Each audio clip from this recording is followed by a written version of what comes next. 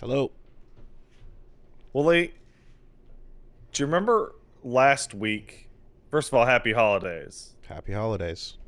Do you remember last week where I had like a little baby tantrum about fighting games and how mad they make me and how every single thing to do with fighting games is like a negative emotion, a knife in my heart, as it were, It was a particularly in tantrum. regards to Virtua Fighter? Yeah. So I want you to, before you even get to it, right? I want you to realize something.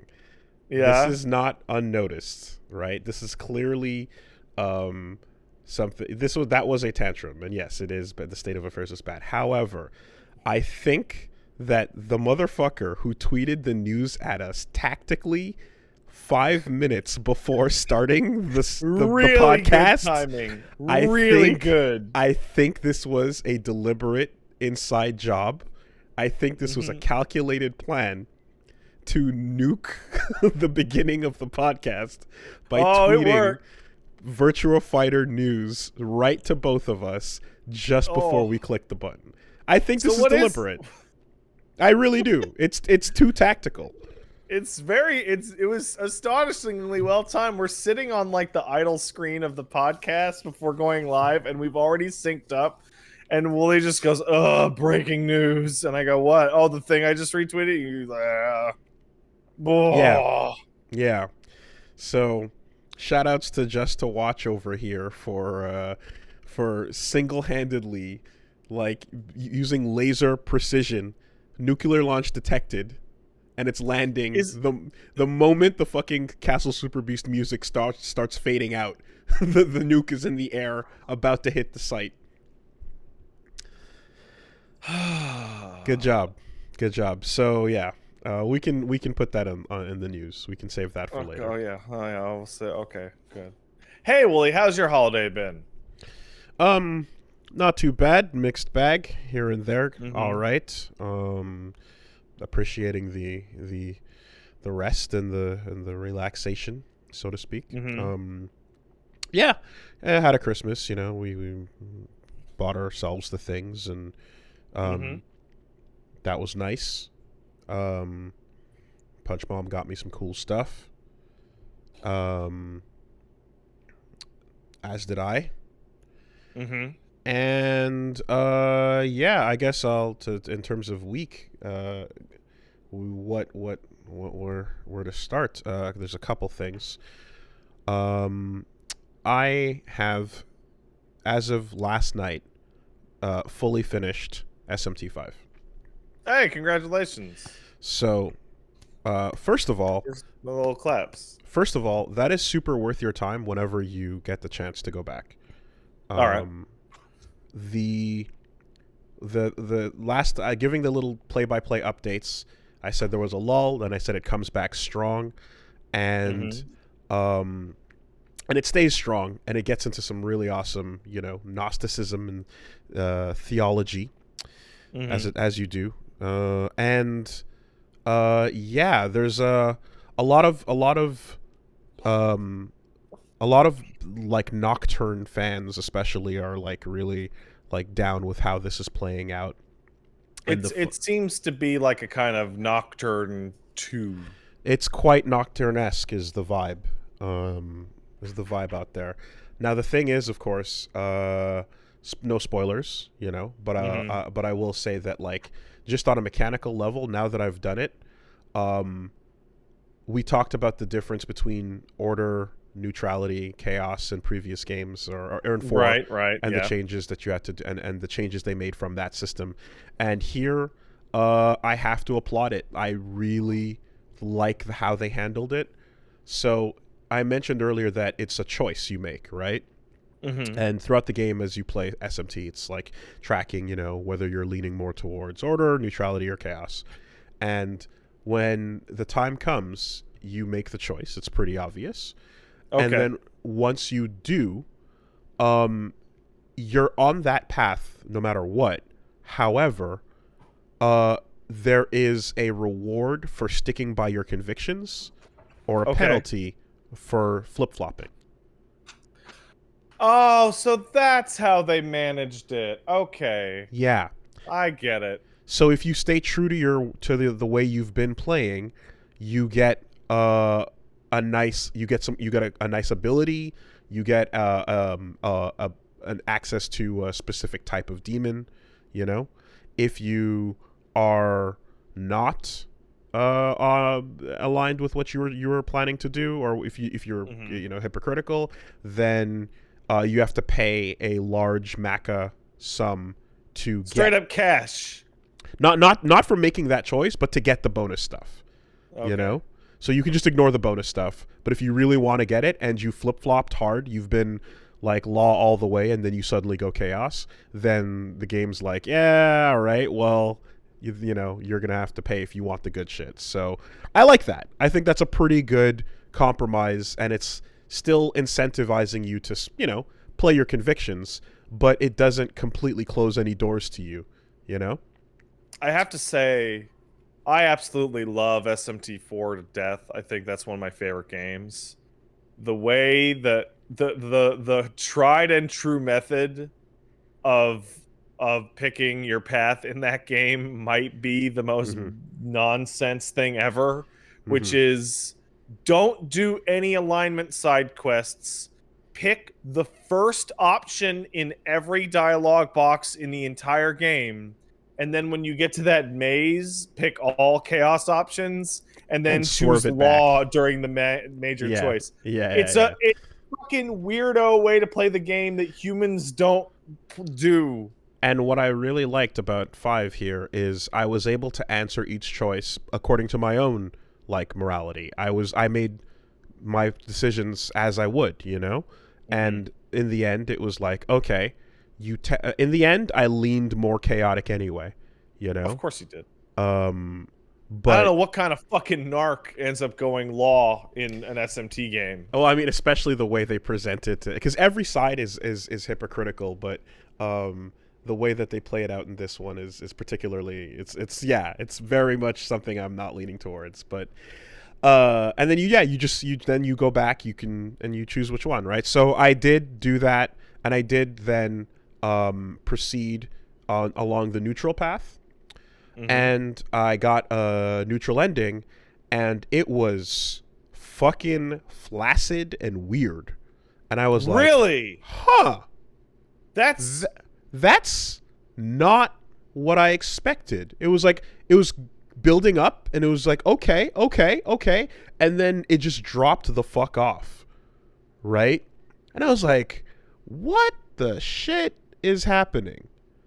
So then I went back and I reloaded, and then I did a chaos route, and then it got way more interesting. And then I did the order route, and it was like, okay, yeah, no, the difference between them, order and chaos, have like a lot of extra awesome context that neutral doesn't give you, right? So then what you kind of need to know is that there's your law ending, there's your order ending, your chaos ending, there's your false neutral ending, and then beating everything in the game, clearing all like super bosses, and like including fucking Demi-Fiend and Shiva, you know, like means... Serious? Yeah. Means now... it's part of the DLC, of course, so... that's sure. That's not a spoiler, guys. It's literally something that they sell you, but... that means now you can fucking get access to the true neutral ending. So that's interesting, because in 4, the way they did that is if once you locked onto neutral, it said go do every side quest before we even let you go fight the boss. Okay, hold on. I might be wrong about that. Not Demi-Fiend. Okay, if so, then sure. That's a ridiculous one. Anyway, like that fight is stupid. Which I'm sure people that are familiar, because he's had a similarly stupid fight in a different game. In Digital Devil.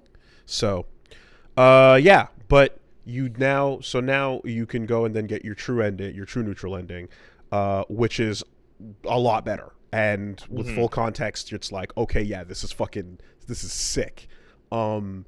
Man, it's just really and I'll say this too, it's like it's worth it to go, see each one. And the point at which you have to like branch your save file out to then keep playing, it's about 2 hours, from the that's branch. not bad. So it's not bad at all. So I was able to go do them, and then after seeing the final ending, god damn, dude, like nobody fucks around with religion more than these games, dude. Nobody just plays with theology and just whimsically tosses it back and forth and like swirls it around, spits it back out. It's fucking it's so interesting and fun to see how they play with just everything that humans believe in, everything that humanity has fucking like built up and died for our entire lifetimes. Just casually, like I think the way I summed it up, because like I was explaining to Punch Mom like the lore and what was happening, because it's super cool, and the way we broke it down at one point was like my entire existence, everything that I was told was reality, and the enclosure of my entire childhood can be summed up by selecting a one of these fucking Pokemon and pressing the lore button to read a couple paragraphs on it. And it's like all around the world, all around throughout time, there's all these demons, and they all have a lore page that says, hey, yeah, this is from this Hindu script, this is from the Kabbalah, this is a Jewish thing, and it's like you just kind of have all this one's shit. Called a Snorlax and likes to sleep all day. Exactly. And it's like your entire like belief structure and the thing that governed your world is just one of these little wiki pages over here for these Pokemon.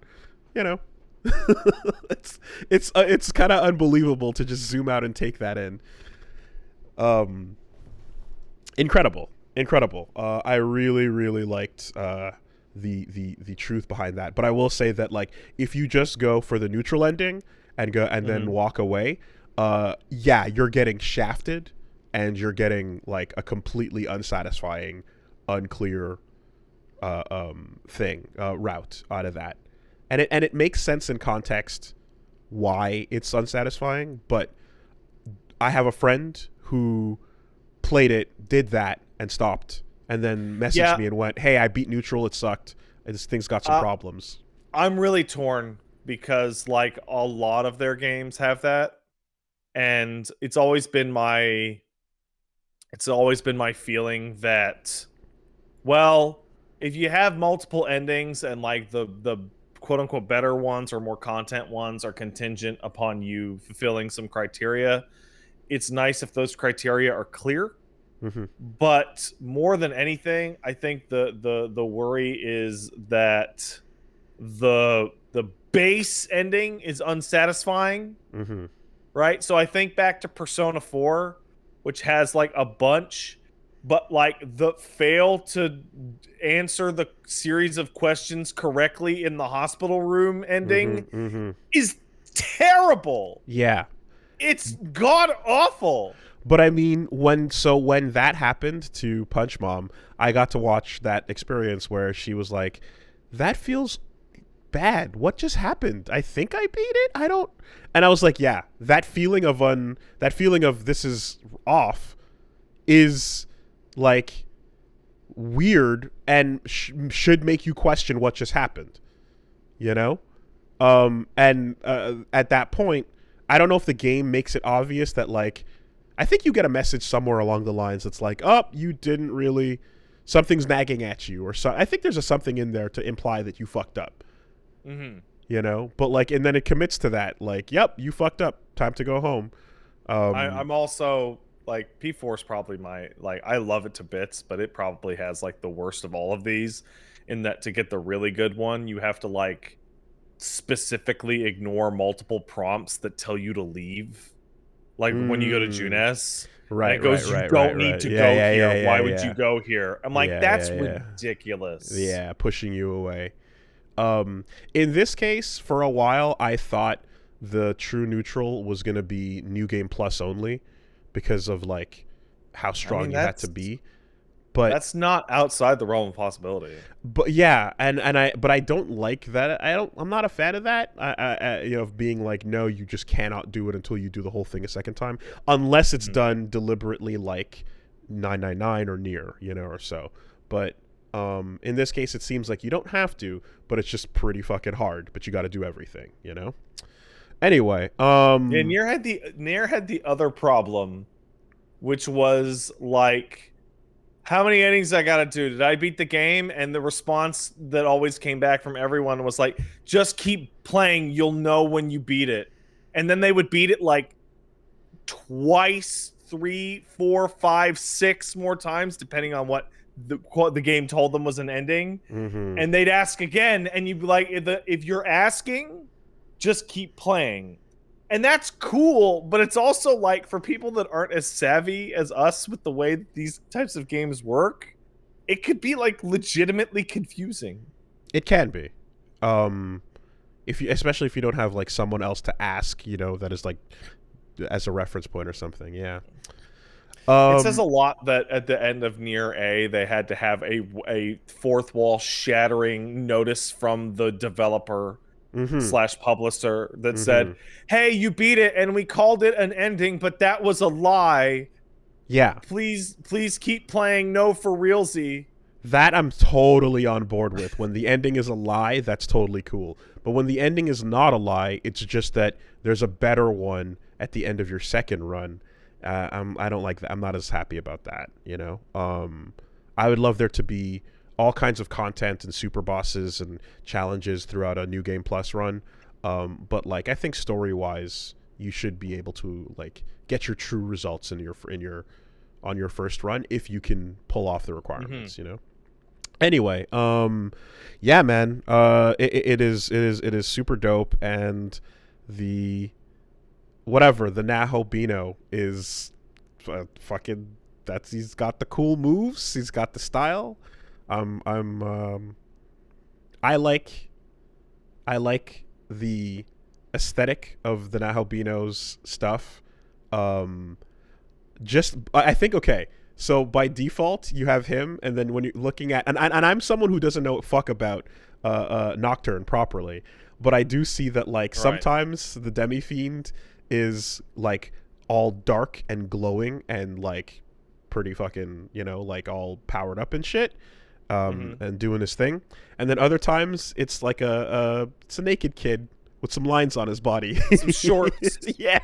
And I feel like it's like that's some raver kid that went to a fucking. That's the guy that's the guy who shows up to the rave asking if anybody saw his bottle of Everclear. Yeah, he came up with a candy backpack. You know what I mean? And you're like, okay, can you do the thing? And then he does the thing, and you're like, there he is. All right, now you're looking cool. It's funny watching them side by side. Whereas like, yeah, Nioh is just like all Gantz energy with cyber tech. It's a Kamen Rider character. So it's an anime protagonist. It's with the hair and the fucking the laser sword. No, and the again, like I said, the final moves you unlock are all like hyper stylish, awesome ones. The final gods you unlock with their abilities are all just like super cinematic, which you would expect, right? Like, if you finally get to the point where you're doing severe fire to all enemies that passes through all resistances and ignores and pierces through any drains or shields, it's gonna look ridiculous, and it does. That's like, pretty good. Yeah, like fucking just full on meteor cast from heaven coming down to annihilate the battlefield. Like awesome shit, So it is a fun thing, and I'm gonna see if at some point I can go back and take a crack at that Demi-Fiend, though I know, like, because I walked in and like one turn and it's like, get the fuck out of here, dude, game over, get the fuck, like, don't even come here if you don't even understand the base minimum you need to start this fight, you know? Did you beat Nocturne on Maniacs mode? If not, get out. And that's where I started looking online, and I see like people are talking about training strategies for like Demi-Fiend on hard. Like they're like, okay, someone came up with a strategy. He's keeping it to himself right now because he wants to publish the video later. But oh shit, this other dude, he cracked it. He's the first one. He did it. And I'm like, okay, this is a serious fucking thing. Like if you want to actually take him out, you have to get into the perfect run crafting community of how to handle Demi-Fiend. This is speed running, but for a single boss fight. You won't be doing this on your own, knocking your head against a wall. Like you need to join the community, and we will discuss our strategies with you. You know, are you stacking Endure with Enduring Soul? Are you stacking High Fire Pleroma with your Fire Pleroma? What are we doing here? Like you can't just waltz in with your strongest like multi-purpose demons and hope for the best, you know? So yeah, that's kind of the last bit there. But fucking awesome, super cool. And yeah, absolutely puts a little thing in me that says like, you should go play that Nocturne. You should go find out. Yeah, but how cool. No skill selection. Oh, up in and out random. Yeah, well, that was the original. I don't know if they changed that for the re-release. I'm now going to wait 30 seconds, and then someone will tell me that they actually did change that for the re-release. In the remaster, they changed it for the re-release. Yay. Good. That's, yeah. Atlus should re-release every game they have ever made and just add that one change. Just add that. Yeah. Just add that. You know what? Like, no. Like, make the exact same old game, but the moment you go to the compendium, it's a modern compendium that lets you do reverse compendium fusion. You know? Hell yeah. And spend all the money making a ridiculously high budget demon fusion animation. So you're playing the organ and they're popping into goop and exploding into cages and I don't know about the slamming budget together. On those demon animations because I skip them every time. I skip them every time except for when it's a new amount. So if I'm fusing 4, I'm like, okay, let me see how they do 4. Right. You know? It's like when you're playing Monster Hunter and you're like, wow, look at this incredible animation for eating the food. I'm like, yeah, okay, that's the one time I'm gonna look at it. Although what bums me out is I only got an accident fusion once in this playthrough, and I want to know if that's a different animation. Is there a unique animation for when an accident happens? Oh, you skipped it, and it was an accident, and you're like, oh, bummer. Yeah, because how the fuck are you gonna know? You just gonna sit through all of them? You know, like it's yeah. I would hope there was a version where, you know, because in this case it's the Nahabino playing on an organ and the demons turn into goop and then slam together and it explodes in lightning. But like I want him to like play a wrong note on the organ, go, oh the fuck shit. Oh, like it's not just the fates have decried that it's an accident. It's literally a user error failure. You pressed the wrong key and it resulted in the wrong demon popping up. I want to see it. That's my fault. Yeah, SMT5 is great. It's fucking great. Just make sure you know what to look to do once you hit the point of no return. I gotta go back and play Apocalypse. Mm-hmm.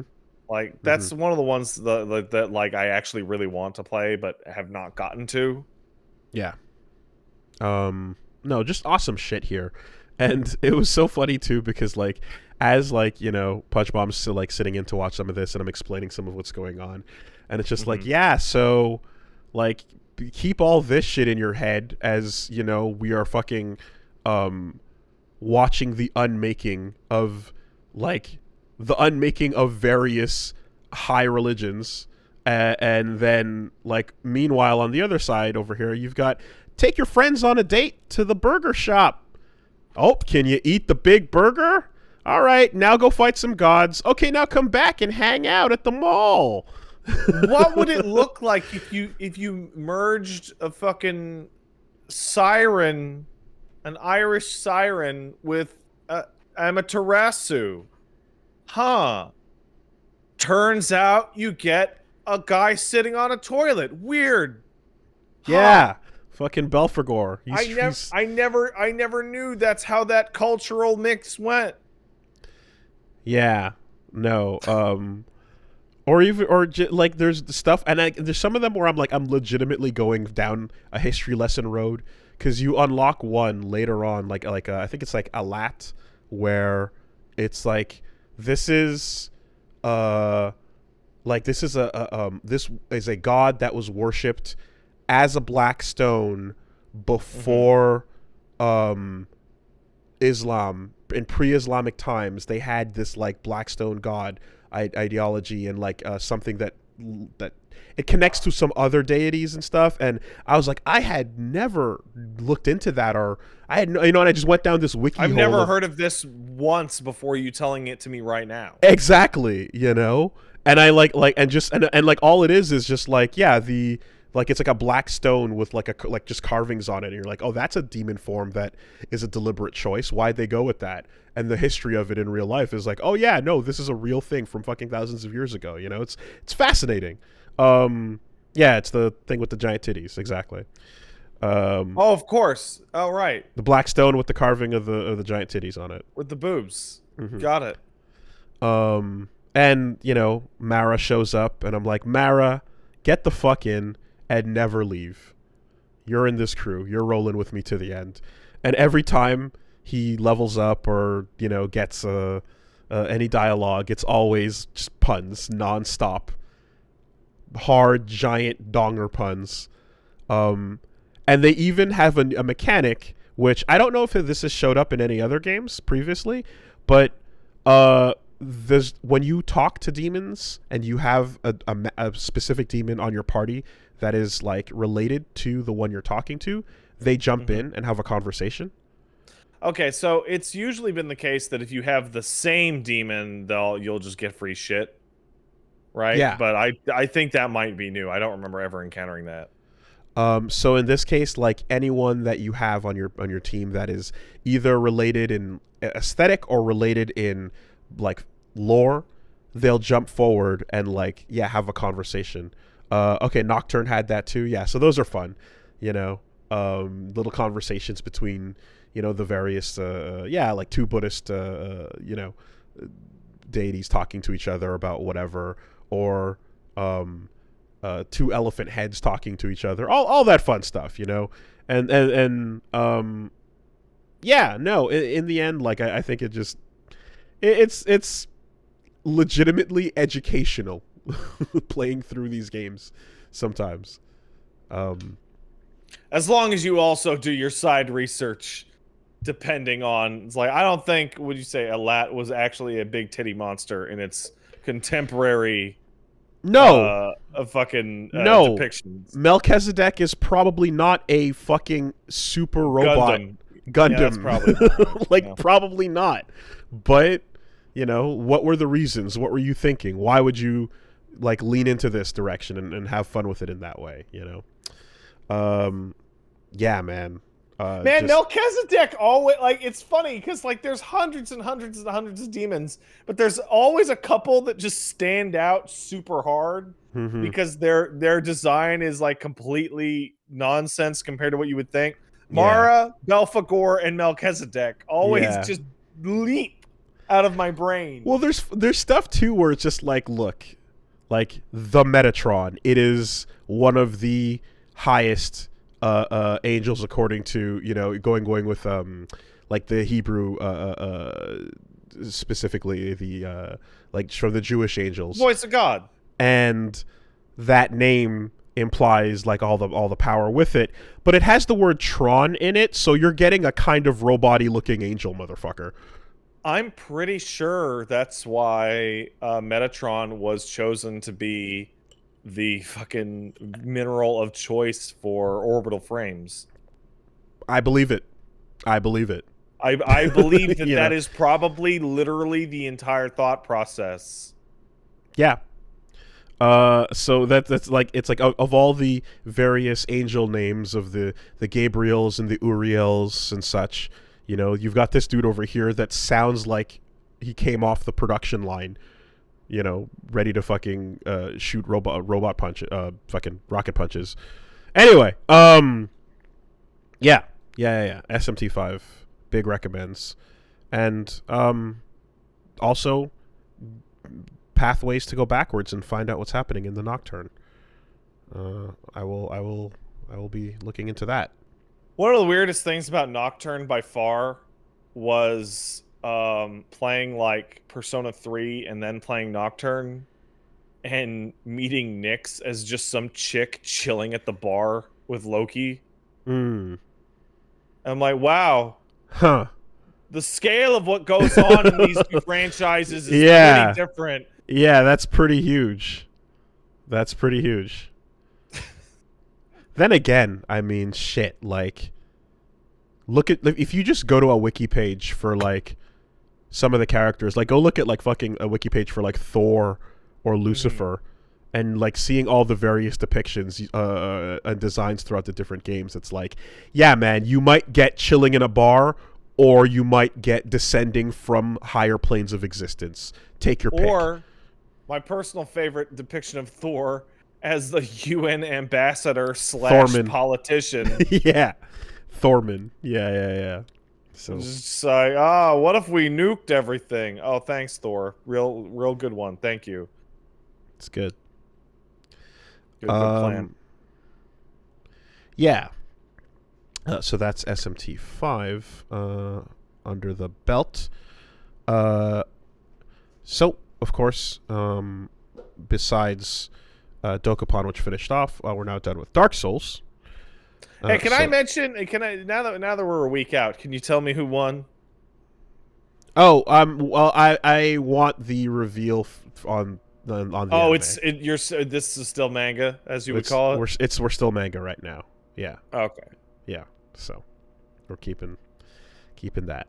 But you're done with Dark Souls. Done with Dark Souls, and you know, like, it was really, I was getting a bit worried as we were coming through it that I'm like, man, Reggie is getting powerful. He's getting strong. He's casting, and I hope he doesn't, like, just delete the remaining challenges. You know? Man, once they added the DLC to that game, it has, like, real weird pacing problems. Like, you can delete... Like, if you do the DLC out of order, you go back and delete the 4 kings. You delete Gwyn. So thankfully, despite the fact that he was walking down there with super high intelligence, Moonlight Greatsword, fucking Homing Crystal Soul Mass, Crystal Soul Spear... Crystal Soul Spear and Power Within, you know, he hit that Artorias, and Artorias said, nah, pause. There it is. You are the overdog, Artorias is the underdog, but if you don't respect him, we're going to spend a minute here. And it was great. It was legitimately awesome to just have that, like, sit down, be humble moment, because you're too strong right now, you know? And yeah. And it works because you earn his respect, you know? He earns your respect, I mean to say, you know, after kind of trying to delete him via a couple of quick snipes and a couple of quick fucking power-ups. You just try to delete the fight and he just won't let it happen. You have to take him seriously, and I'm just he's thinking real. back, the times that I fought him as a caster, by far the most infuriating thing he would do is when you're kind of like to his side, he does that move where he flicks his arm. Flicks the mud. And just a bunch of goo hits you, and it's so fast. Yep. Yeah. Mud in your eye. So that was cool. And then, and then similarly going down to good old Manus, you know, it's like, hey, look, you're going to do way more damage than expected on this boss, and you're going to have a good little pupper to distract him as well. Let's, everything is in your favor. I just hope that, you know, you don't delete this too quickly. And while it wasn't as much as Artorias, there still was a learning curve. There were deaths that were earned due to not respecting the pattern, you know? So the game kept up. I was worried that it wouldn't, but it thankfully did, you know? Yeah, Dark Souls might be the only game I can think of that thematically works. Its DLC's harder content compared to its original final boss's relative ease. Because if you do the DLC and then go to Gwyn's about as pathetic as he should be. Like, he's a loser. But if you don't, it's still a real-ish fight, right? Yeah. But you have the parry on your side, and you've got Solaire if you do it, you know, like there's stuff on your side, but like it's way more of a joke if you walk out of the DLC. Which is why it was like, hey, dude, like, okay, like this is gonna go real quickly, so let's just, you know, preamble. Let's appreciate the cool walk down there. Exactly, you know, that type of thing. Yeah. Now I'm keeping in mind, of course, that it's like, you know, however the future goes is how it goes, and you know, whenever we decide if we're going to play more stuff, we'll let you guys know, of course. But I'm looking at like habits that can be formed by like the casting route, and by the time you hit Bloodborne, that's just not going to be a good time for you. And casting in 3 is a little rough as well. It's definitely not the beast that it was in 1 or 2. But they rebalanced it, right? Like they made it like not. It has a big lead up in 3. Okay.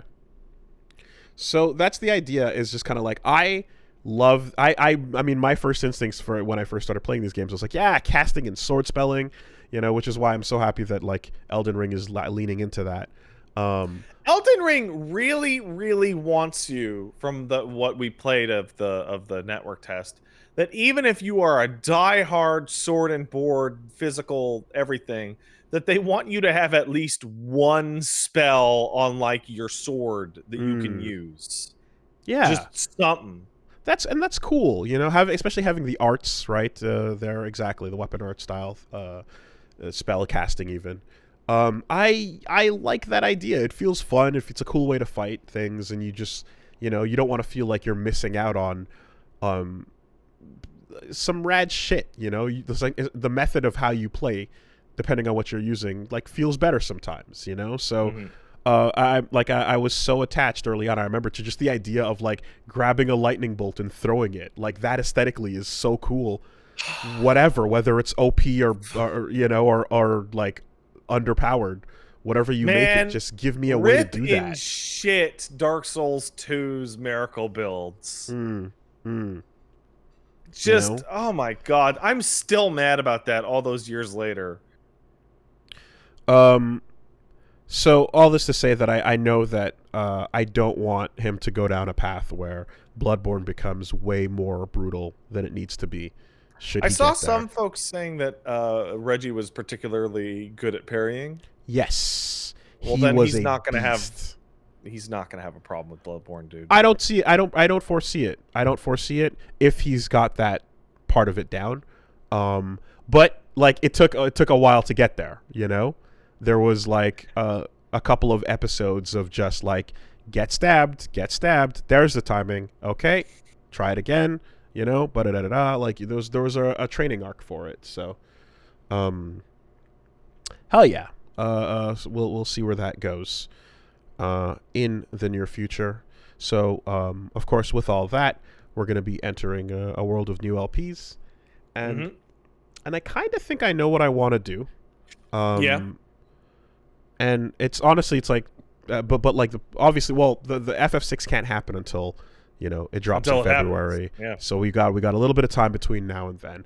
And I'm currently considering two things to just pop in and check out. So one, it's not much of a surprise, but yeah, Solar Ash would be something I want to fucking jump in on. Hey, it's good.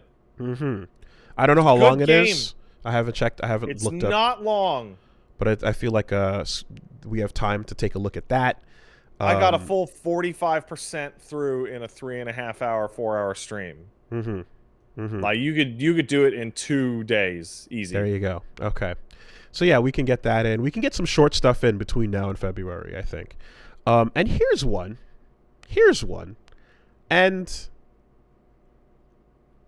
you can give me your thoughts on how you think this goes. All right. I'm being called in for my professional opinion. I'm excited. What do you got? I, as you know, for years now, have been the one that's not into survival horror. That's true. Genre. Your run of RE2 proved beyond a shadow of a doubt that you are not familiar with the trappings of the survival horror genre. Much to everyone's chagrin, because that's a home genre for this fan base. And, like Half-Life was a curiosity dig, so I was like, let me see how that goes, and I learned. What do you think it would be like to play Silent Hill 1 these days? You know what's funny? Way back in the day, I was like, let's do Silent Hill 1, and I was told that it was like too old. It didn't hold up that well. And I was like, no, let's do it. And that statement was wrong. Silent Hill 1 actually holds up incredibly well for the PlayStation 1 generation. Even technically, because it has a lot going on that you're looking at it and you're like, wow, this thing is like you got the feeling that the PlayStation 1 was like rumbling apart with what Silent Hill wanted it to do. Okay. Like full 3D movable camera with like a huge wide open space. Like, it was really impressive. Mm-hmm. And like, is there any part of it that like the age will just like put some weight on this thing?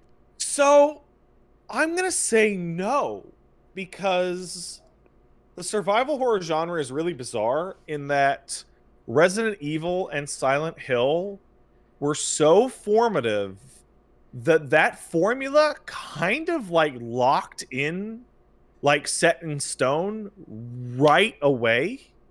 Okay. And games that want to evoke that era tend to be really, really mechanically similar, because they kind of nailed it on their first attempts. Okay. So like, if you've played, like, you played Resident Evil Remake 2, which would probably be the last survival horror game you played, right? Yeah. Like, Silent Hill 1 is legitimately pretty close mechanically to that. It's definitely more than 20 years closer than you would think. Okay. Now, I know that 2 is the one that everyone loves. Yes.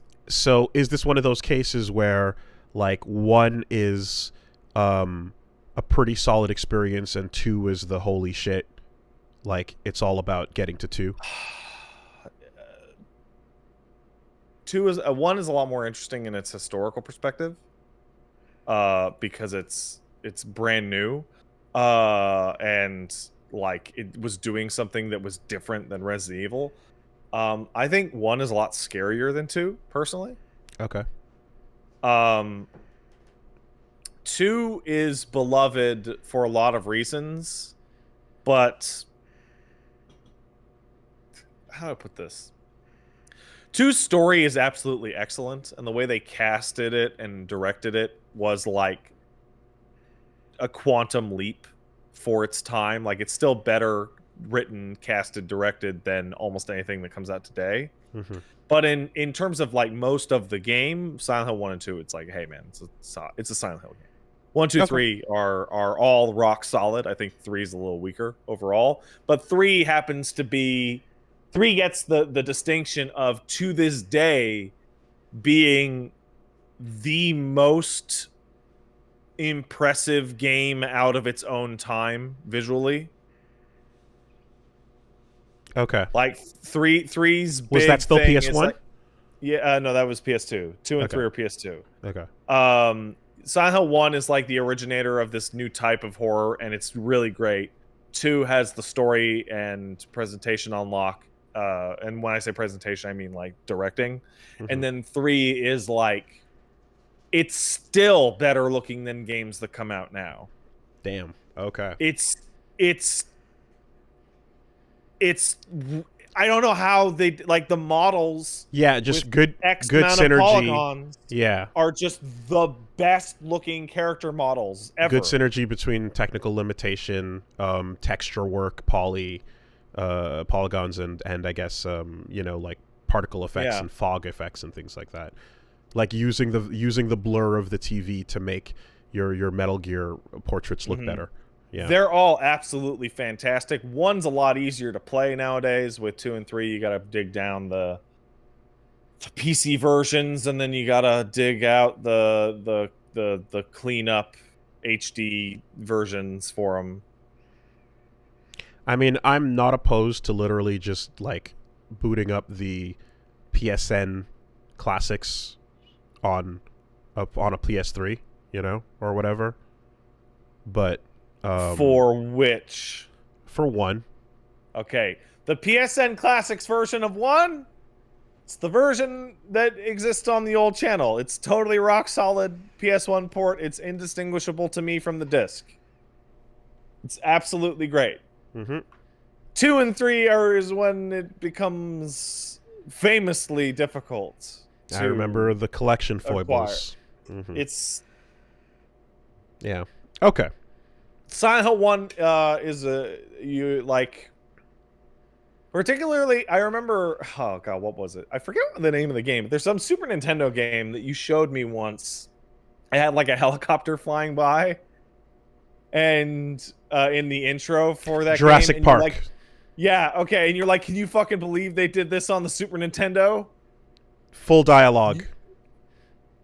You would get a lot out of that from like a museum piece of Silent Hill 1, and also still scary. Okay. Legitimately still, it's probably except for PT, it's probably the scariest Silent Hill game. Okay. So the other bit here that I've been holding on to, and I don't know enough about it, so I'm going to have to leave it up to him to explain. But Reggie, when I mentioned this, he said, huh, okay.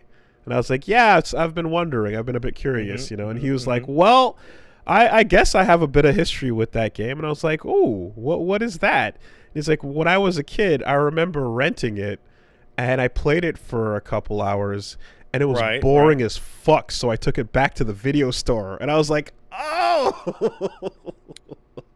oh, How old was he at the time? I don't know. I'm like, okay, save it. You're gonna need to drop that when the time comes and explain what happened. I can tell you what happened right now. I can legitimately tell you what happened right now. Silent Hill 1 in its first section drops you into the town, just drops you right into it, and tells you to go wander around, and essentially gives you no direction as to where to go whatsoever. Okay. And you have to hit the complete far-ass edges of the map where the road is destroyed.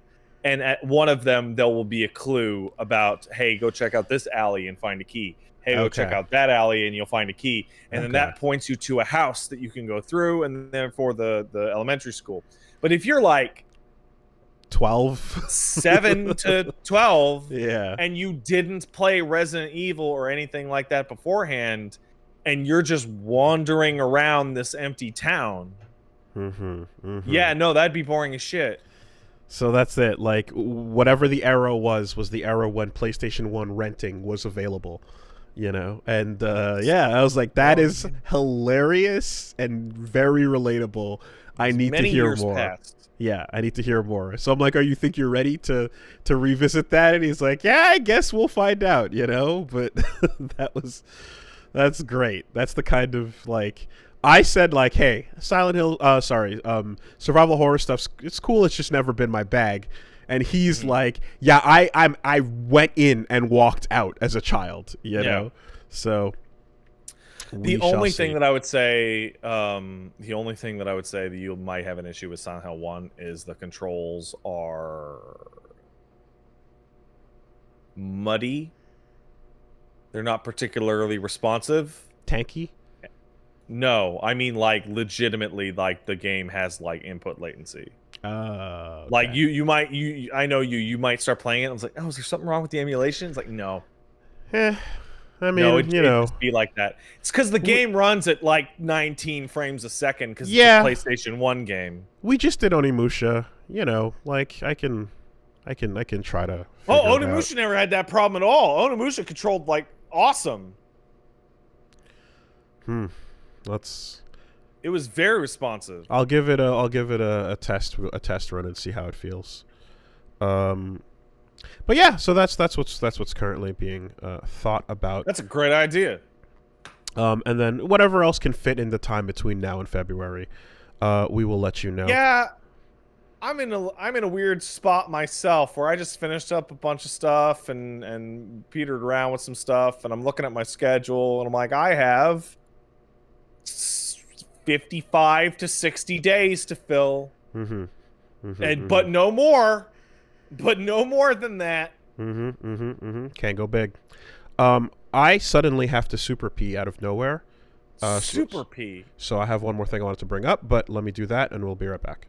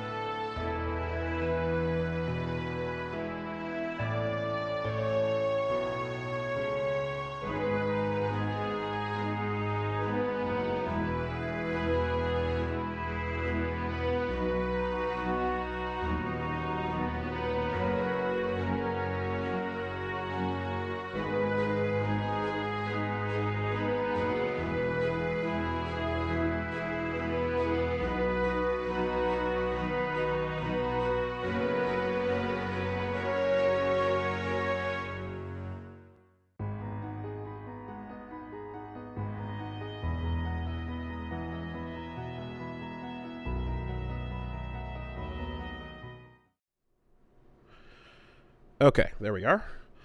I got so confused when you said that because you said I have one more thing to talk about, so let me bring that up and then we'll be right back, and then you left. Yeah, I have one more thing to bring up before I switch weeks. Yeah, I see. Did you watch The Matrix? I did not. Okay. Is that in theaters or not? I still can't tell. It is both in theaters and available online. Okay. I legitimately cannot tell anything being in theaters or not anymore. Apparently, Spider-Man is only in theaters. Yes. Don't like, if you got to see that movie, good for you. But if you want to go see that movie now, don't go see that movie. Don't do it. Bad move. Yeah, so Matrix 4 is HBO Max, I believe. Anyway, so since you haven't seen it... You saw it. I saw it, and I will give my spoiler-free impressions. I didn't like it. I thought it was a bad movie. I saw people describing it as a 2-hour movie about how cool it would be to make another Matrix movie. Yeah, so there's... It feels to me like a TV show was made about the Matrix, and this is the TV show cut down into 2.5 hours. I don't want to spoil, but I'm just talking about, like, again, structure and such. It feels as if like there's a lot of meta play. There's a lot of like, self, like, kind of like self-deprecating humor, and commentary and such. But I mean, as a whole, it the first movie, like, I'm one of those people that thinks the first movie was incredible, and I think the second and third one were not. And in this case, this fourth one comes in, and I think it's also not incredible. I think it, like, has basically, there's two things about it that I think are cool. There's two concepts that it kind of introduces as an idea that are just fun things to kind of examine. And like, they don't fully explore them to the degree that I think they could have. So the two things are, in one case, there is a clear narrative that comes alongside the fact that, Lana Wachowski has had a life where, having transitioned, there's a lot that comes with that. And you can see where that journey, like, translates onto the script and is a part of this, and it's interesting. And I feel as if it's touched on, and it's something that, like, it would have been interesting to see it, like, extrapolated a little bit in a couple of different ways. But it's touched on a little bit here, and I kind of go, oh, that's something that's I think is cool here in this setting. And the second thing is, there is a aspect that you think of with the Matrix 2 and 3 where you go, hey, well, if the machines have to somehow now use less batteries to power their society, what are they going to do about that? How are they going to do that? Right? And that question and the hypothetical answer are also really interesting. It's like, okay, so the Matrix 3 ends with people basically being allowed to decide whether or not they want to stay in or not. Now, in a world where we don't have, infinite fields of batteries, what does the machine army do? Yeah, the movie ends with deciding whether or not you want to pay a monthly fee to play the Matrix online. Exactly. Yeah. So those two aspects, I thought, introduced into, like, the lore and the philosophy of, like, this whole world are interesting things to think about, and I would have liked to have seen them developed or explored a little bit more than they were. And that's what I thought was interesting. Everything else feels poorly acted. It feels badly paced. It feels weirdly, I don't say low budget to be like, oh, fuck this for not being Yeah, but it's a Matrix movie. These were spectacles. Sure. So, it makes fun of the idea of spectacle, and then it tries to do some spectacle, and that spectacle ends up being not as compelling. One thing I can just say, like, looking at it as a whole, is the choreography is awful. Like, say what you will about... Oh, no! Like, some people are like, some people are kind of going, it's fun, it's trying some fun ideas, and I can see how, like, I can see where those people are coming from. But one thing that's happening is, in the original movie, you had Yuan Wu Ping doing some awesome shit, and the choreography was hot. It was really tight. And in this movie, you have not that. You have choreography that's really bad. The fights are not interesting. Dude. They're kind of, and, like, the pop moments are meant to just, like, echo previous pop moments from the first movie. I don't know, man. The whole time you were describing this, I'm like, well, he's gonna say this about the acting maybe, and the tone, and the budget or whatever, but then he's gonna be, and I'm gonna go, yeah, but I bet there was some cool part with kung fu fist fights in No. the guns, right? No. Because like Reloaded was one of the shittiest movies I ever saw in a theater. But it had the burly brawl. Except for the 15 minutes where they were on that fucking highway. And the highway chase. The highway chase, the burly brawl. It had these things. Yeah.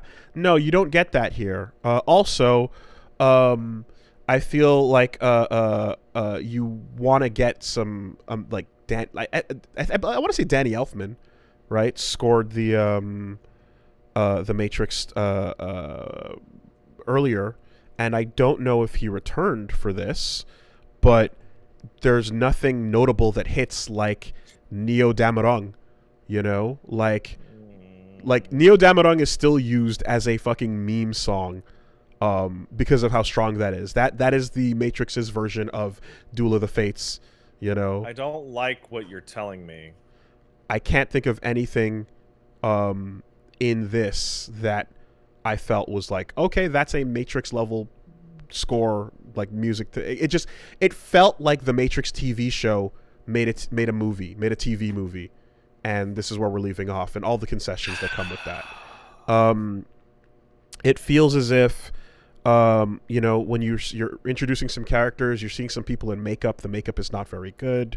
In some cases, you're seeing some actors that are new, and I think there's people from their other project, Sense 8, but those actors are not doing a particularly good job. I mentioned how there's parts of the Many Saints of Newark where you feel like you're watching an SNL skit with younger people acting like the Sopranos characters.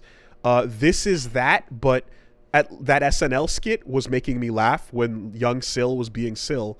Here, your young equivalent of all these Matrix characters are they're not pulling it off. They're not doing a good job of it. It's really, yeah. There's an like instead of I forget, I don't know the actor's name, but the younger Morpheus being Morpheus, you would have preferred Hannibal Buress Morpheusing it, because at least then you would have a chuckle.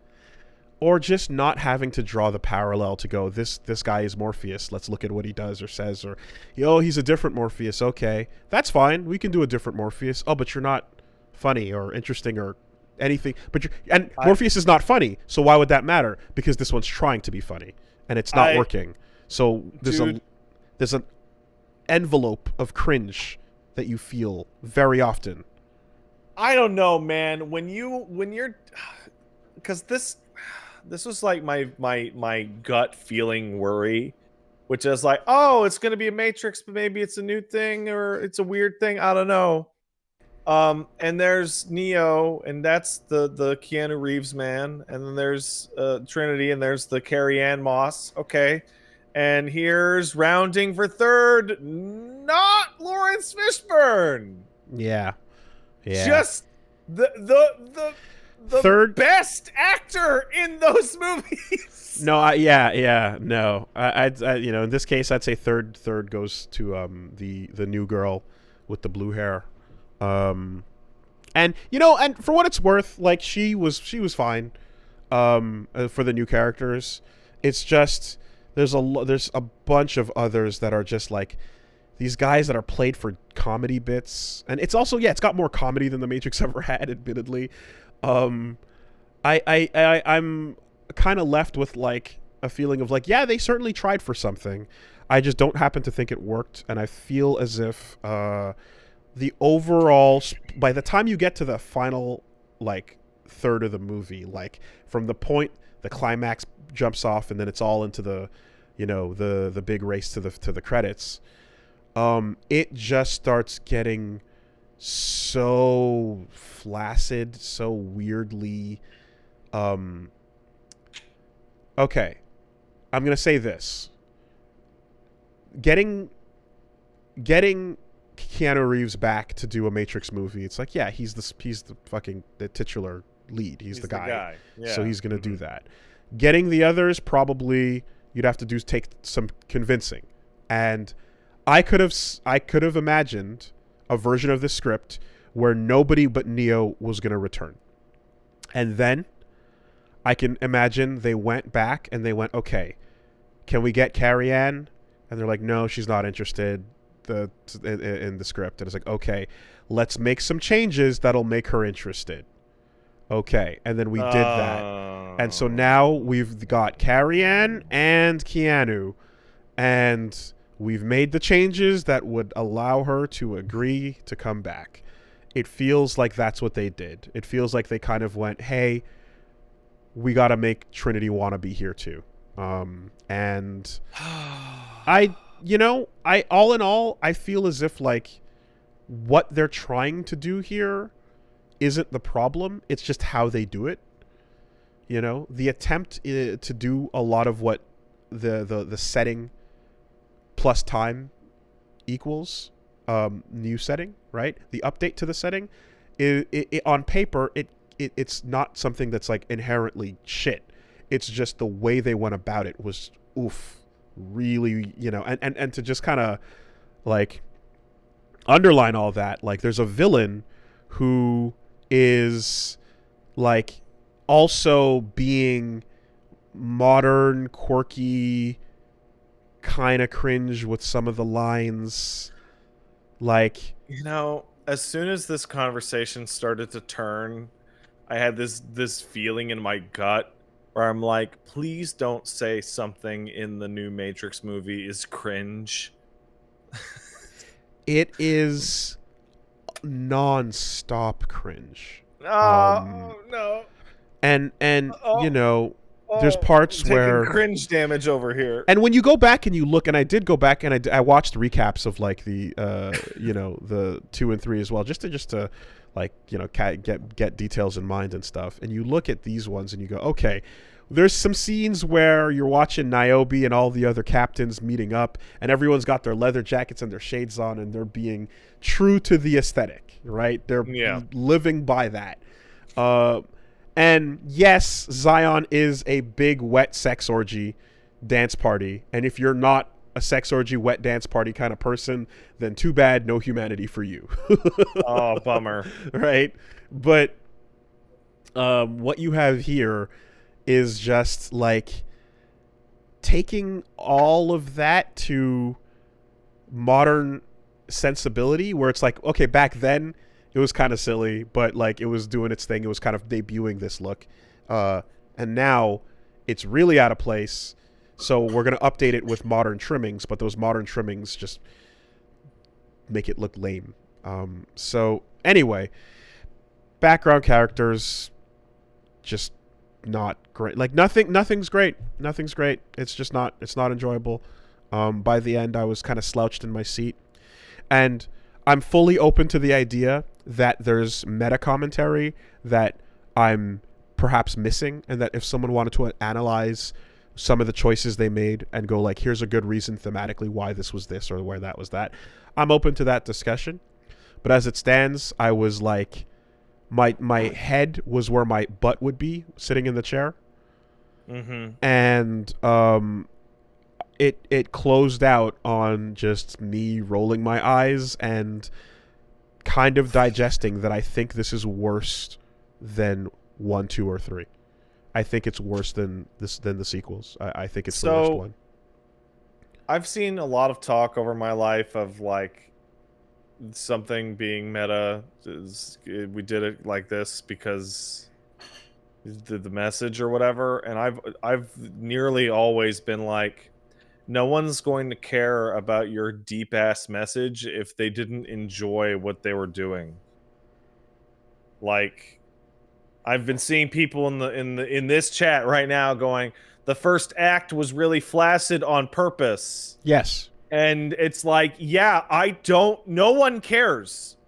Mm-hmm. No one will ever care about the fact that you made part of your movie bad on purpose.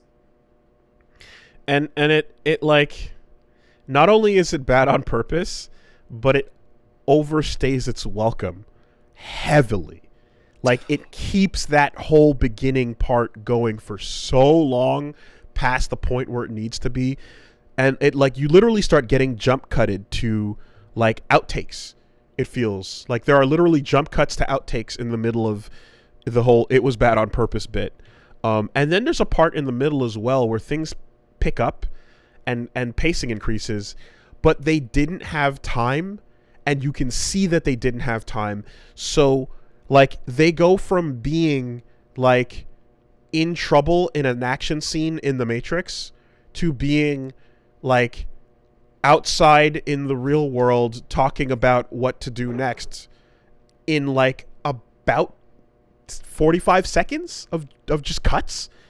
And it's just the weirdest thing where they're like scenes, like 5 scenes back to back, just end super suddenly. And then before you know it, we're introducing a new character that you've got to go meet that's going to help you solve the problem. And, yeah, like anyone who remembers, like, when, if you know, no spoilers, but there's a character they meet in the middle of the movie who proposes an idea for them. Like, that entire sequence, I paused it and went, what the fuck just happened? Like, the editing just falls to shit in this. It's really, really just unfortunate, man, because I was hoping, you know, of course, just you set your expectations low and you go, all right, there's more bad Matrix than good Matrix out there, unfortunately. It's one of these franchises. There's only 2 good Matrix, and now there's 3 bad Matrix? I count some of Animatrix too. All right. That's your prerogative, but that's okay. I'm not going to fight you on it. I can see the argument. But, yeah, this comes in as just probably the worst one. Probably the worst one. Cool. In the end, probably shouldn't have done it. Did you get a photo of Hugo Weaving with the little curls, at least? God, I got you so much worse, and it's a spoiler. What? I can't. What? How could the stupid thing I said possibly link to anything real? Because there's something even dumber about Hugo Weaving in regards to this movie, and you know, whatever. Just message it to me on Discord. No, I won't not. Say it. No, it's not. It's not enough. It's not. The new form that Agent Smith takes on is like, you just want to die. You just want to die. Everything about it, whenever it's on screen, you just want to die. I gotta look this up. It's just this fucking dude just trying to do an SNL impression and failing, and just like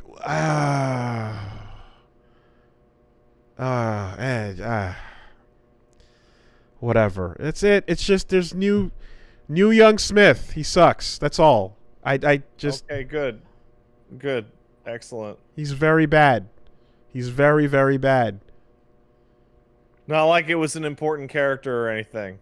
Well, you would think, but then he's not. Just some guy. He fucking. He looks at a gun on the ground, and he just starts screaming, and then he's now I'm Smith. Anyway.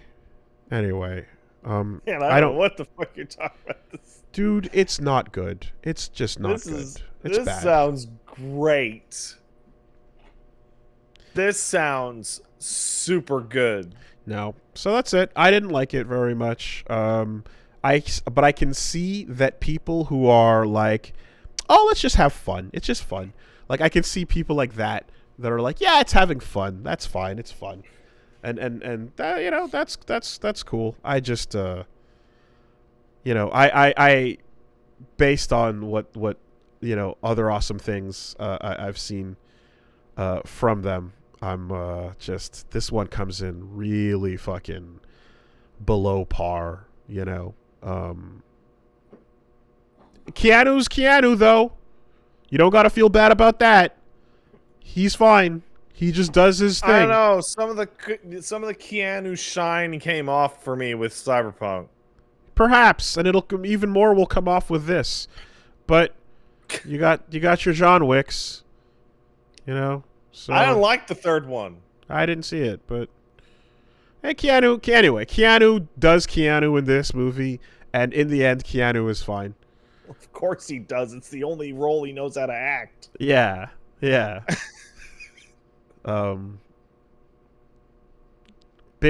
a whole lot of. If you're a big fan of coffee, this movie has a lot of coffee in it. I do like a good cup of coffee. Yeah, coffee should be on the supporting cast as well. Like, coffee's got a big role to play. Keanu drinking coffee is a thing. Keanu's in the Matrix drinking coffee. Is this the TV show that was adapted into this movie? I can't like if you when you see this, like, just keep that idea in mind. Like, movie franchise creates a TV sequel, not like and like TV sequel for like Fox or something, like not like Netflix original, like TV sequel to back to broadcast TV. Made too many episodes, probably not enough budget.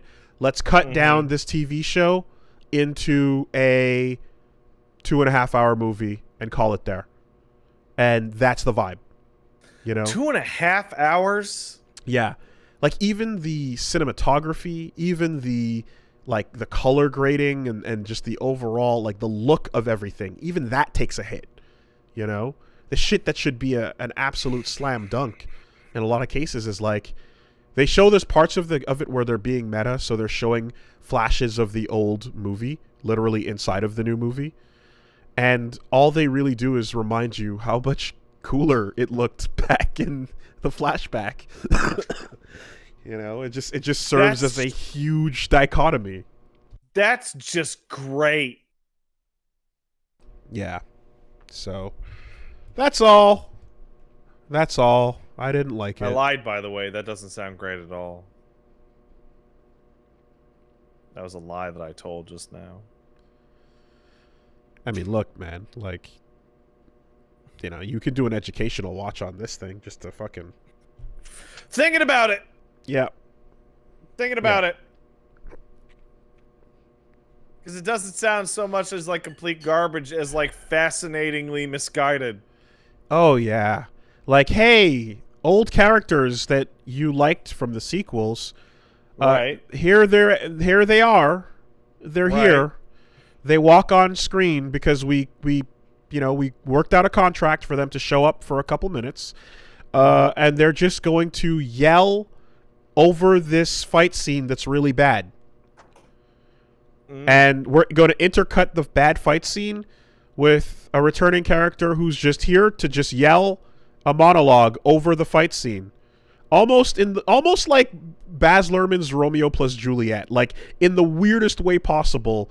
You're just cutting back and forth to bad fighting and a weird monologue, and then the bad fighting ends, and then the monologue ends, and he walks away. I only wanted to be on set for 1 or 2 days. Absolutely big on set for 1 day energy.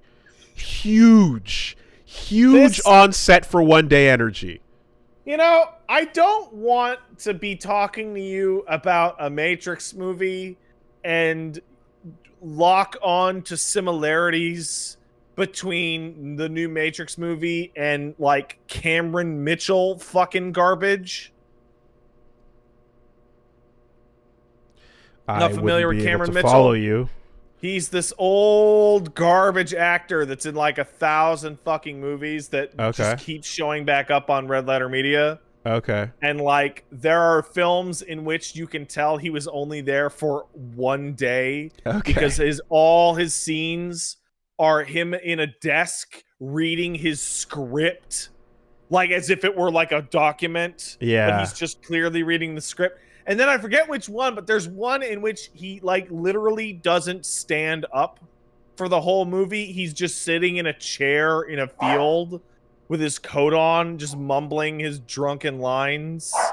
Yeah. Just I don't want these comparison points to have any degree of accuracy, but the way you're describing it.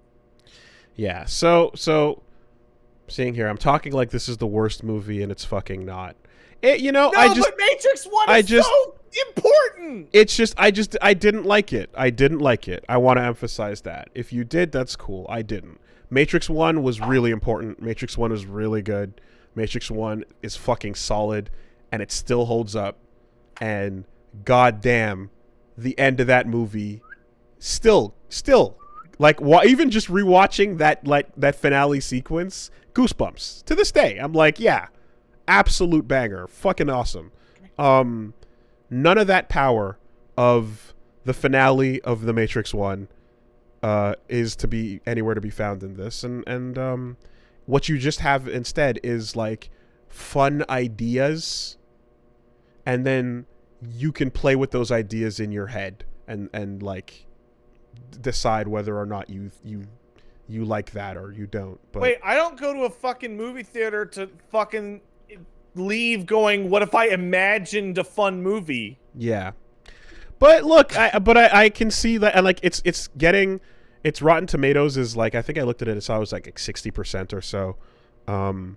And you know, there's enough people that are like, yeah, I saw stuff that was, you know, I don't know, enough or enjoyable or whatever, but I don't want, it's not that I'm always comparing it to the first one, because I'm very willing to have this stand on its own 2 feet.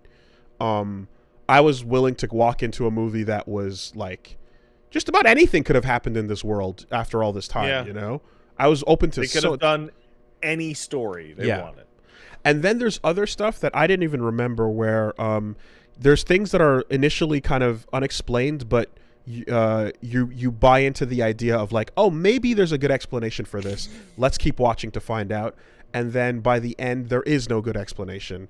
Cool. Where, you know, where you're like, you're seeing how like some of these new characters are like freeing themselves, so to speak, and you kind of look and you think, oh, maybe there's like a deliberate effort going on here to like build up a resistance or something, and then it turns out to just not be that. It's kind of just not a great, just kind of a random explanation that doesn't, you know. So what you put on hold, and what you go like, oh, good explanation, maybe coming later, you just hit credits and you don't really get one. You go, oh, okay, all right, I guess that didn't really have much to say. Whatever. That's it.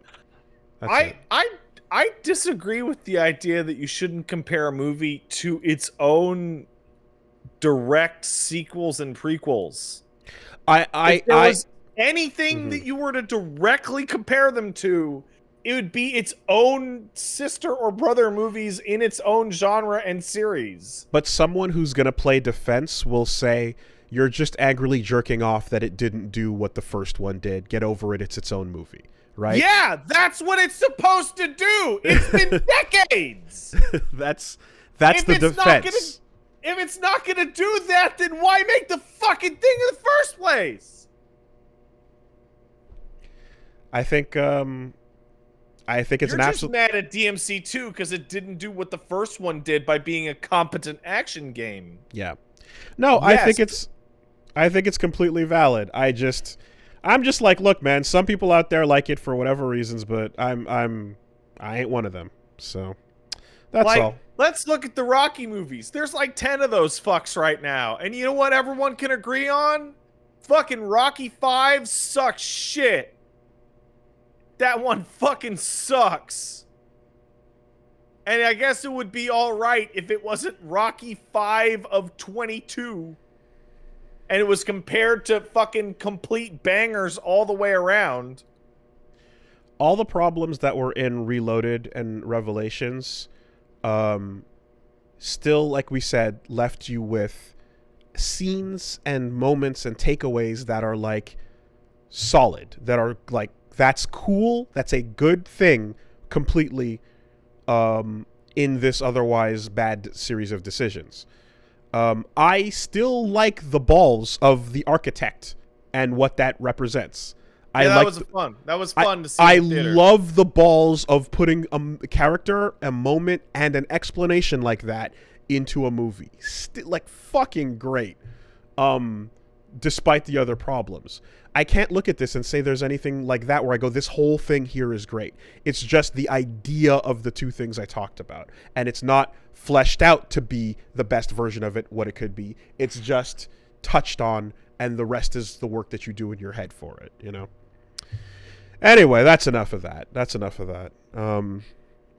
Go give it a curiosity gander if you want to know, but like... I will do that.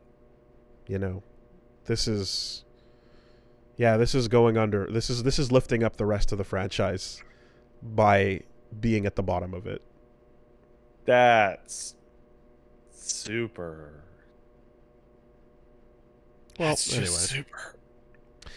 Yeah. So you can watch more Wooly Versus over on Wooly Versus on YouTube as well as on Twitch. How's about you? I'm frustrated, Wooly. I was too hot, so I took my hoodie off. And now I'm too cold. So I'm going to put my hoodie on. Leave it unzipped. It was unzipped. I don't zip up hoodies. Then That's much too hot. Get a long sleeve shirt. No, I don't want to. I want t-shirt and hoodie or nothing. These are the only options available to me in my own mind. Anyway, let's see. The big thing that I dug into this week was Nioh 2. I called it season 2 of the Mind Goblin thing because Nioh is all OCD shenanigans in one game, and I was sick of playing Nioh 1 while just actually wanting to get to play Nioh 2. I can't remember who it was. It was one of them video games boys or Mr. Feels or some such, but basically described a situation in which you see something that's interesting to you, but it's part of a long-running series, and people that feel the need to go back and go through everything before that so that they can properly enjoy the thing that they were actually interested in the first place, tend to never get there because you aren't interested in the old games that you may have seen or what have you. You were interested in the new thing for whatever reason. And I kind of... Sorry, after you? No, I'm just going to say I ain't defending any JoJo part skipping. No. But I'll start at P3 all day. Yeah. Fuck you know, I think the most controversial thing you've ever said that was the angriest I think I've ever been about like an opinion that you had is when you looked me dead in the eyes and said Castlevania starts at Symphony of the Night. And like that was like 15 years ago and I'm still mad. Yeah, you've never let it go. Oh my god, it's like the stupidest thing you've ever said. Anyway, but on to Nioh. So I went ahead and skipped ahead to Nioh 2, which it feels like they kind of knew or they wanted to open the door for people to do that because Nioh 2 is a direct prequel. It takes place like 20 years before Nioh 1. And so you're like hanging out with Nobunaga as like a young man. That explains why you're some rando instead of Anjin. And you remember how the story in Nioh 1 was like it was there, but like whatever. It happens more frequently later. Yeah. When you start switching from one province to the other. Yeah, I'm talking about like the first half of the game. Like I got about halfway through Nioh 1 and was like, let's go to a meeting where William is or whoever his name is, William just isn't paying attention to the meeting. Like Nioh 2. There's a bunch of fucking ghosts floating around. What? Yeah, Nioh 2 has a story, and I played maybe 12 hours of it. Couldn't tell you what it was about. Legit couldn't tell you what that game is about. There's yokai around. And there's a war, because there's always a war, because it's the feudal states era. Is Warring, Nobu right? trying to Naga? And Nobunaga's there, and he has 2 spirits. Oh shit. Because he's Nobu gonna Naga. Nobunaga. But it is overtly. Can't stop this Naga. It is extremely solidly just an excuse to put you into a level, and that's fine, right? I've been told over and over whenever I discuss this on the internet, the phrasing that makes me a little nervous, where the phrasing was that Nioh 2 is a good enough game that it invalidates the existence of Nioh 1. That's a lot. Yeah, that's a big statement, right? I mean, I responded to you're talking about jumping into Nioh 2, which I wanted to do as well, by explaining that I'm like, but the thing is, I'm currently like, or at least when I like left off because I switched over to fucking do the Dark Souls stuff. But I'm enjoying going through Nioh 1, and I'm enjoying using a Kusarigama, and like I expect it's going to be great in 2 because I hear so much about it, but I really don't think it's a slog. I think like I've had some bad levels that I talked about. Like there's that really annoying one. It's the worst fucking one. But yeah, man, I'm still enjoying the trek. Like if it was brutal, and then I would eventually hit the point where I would be like, fuck this, I'm just jumping to 2. But I didn't find so. You know, I found some fun to be had when I went back to it. The only games I can think of that actually fulfill that statement are Left 4 Dead 2 and Pokemon Gold and Silver, I want to say. And that's because those games include just have the first game in them. And when I brought that up, I was told, in fact, that Nioh 2 does have a very significant amount of Nioh 1 inside of it as well. But with the new Nioh 2 stuff.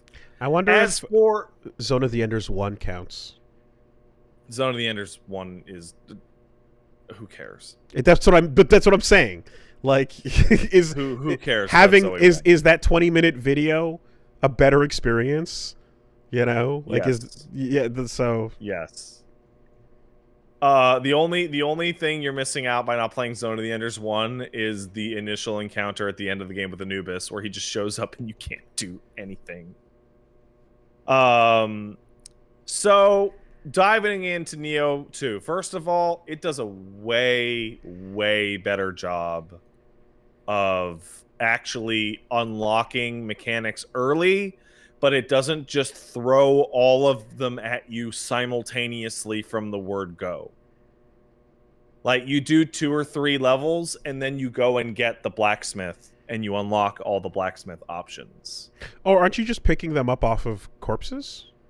No, I mean literally the option to use any blacksmith anything at all.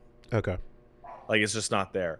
The skill tree moved from that very confusing, like, sideways, like, note system to, like, a Yakuza style, like, sphere grid, which is a lot easier to understand.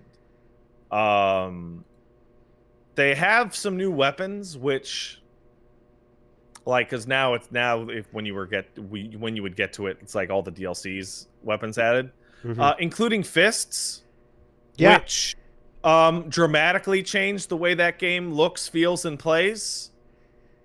I have been told by many a people about the fact that you can do cool punches and that you can make cool punch girls. And Wooly, you should check it out. In fact, you can become a tall, tan tomboy punch girl. Yes, yes. I know. You can unlock with the punches is a Dempsey roll. Fucking sick. It feels great. The way that weapons actually drop and how do I put this?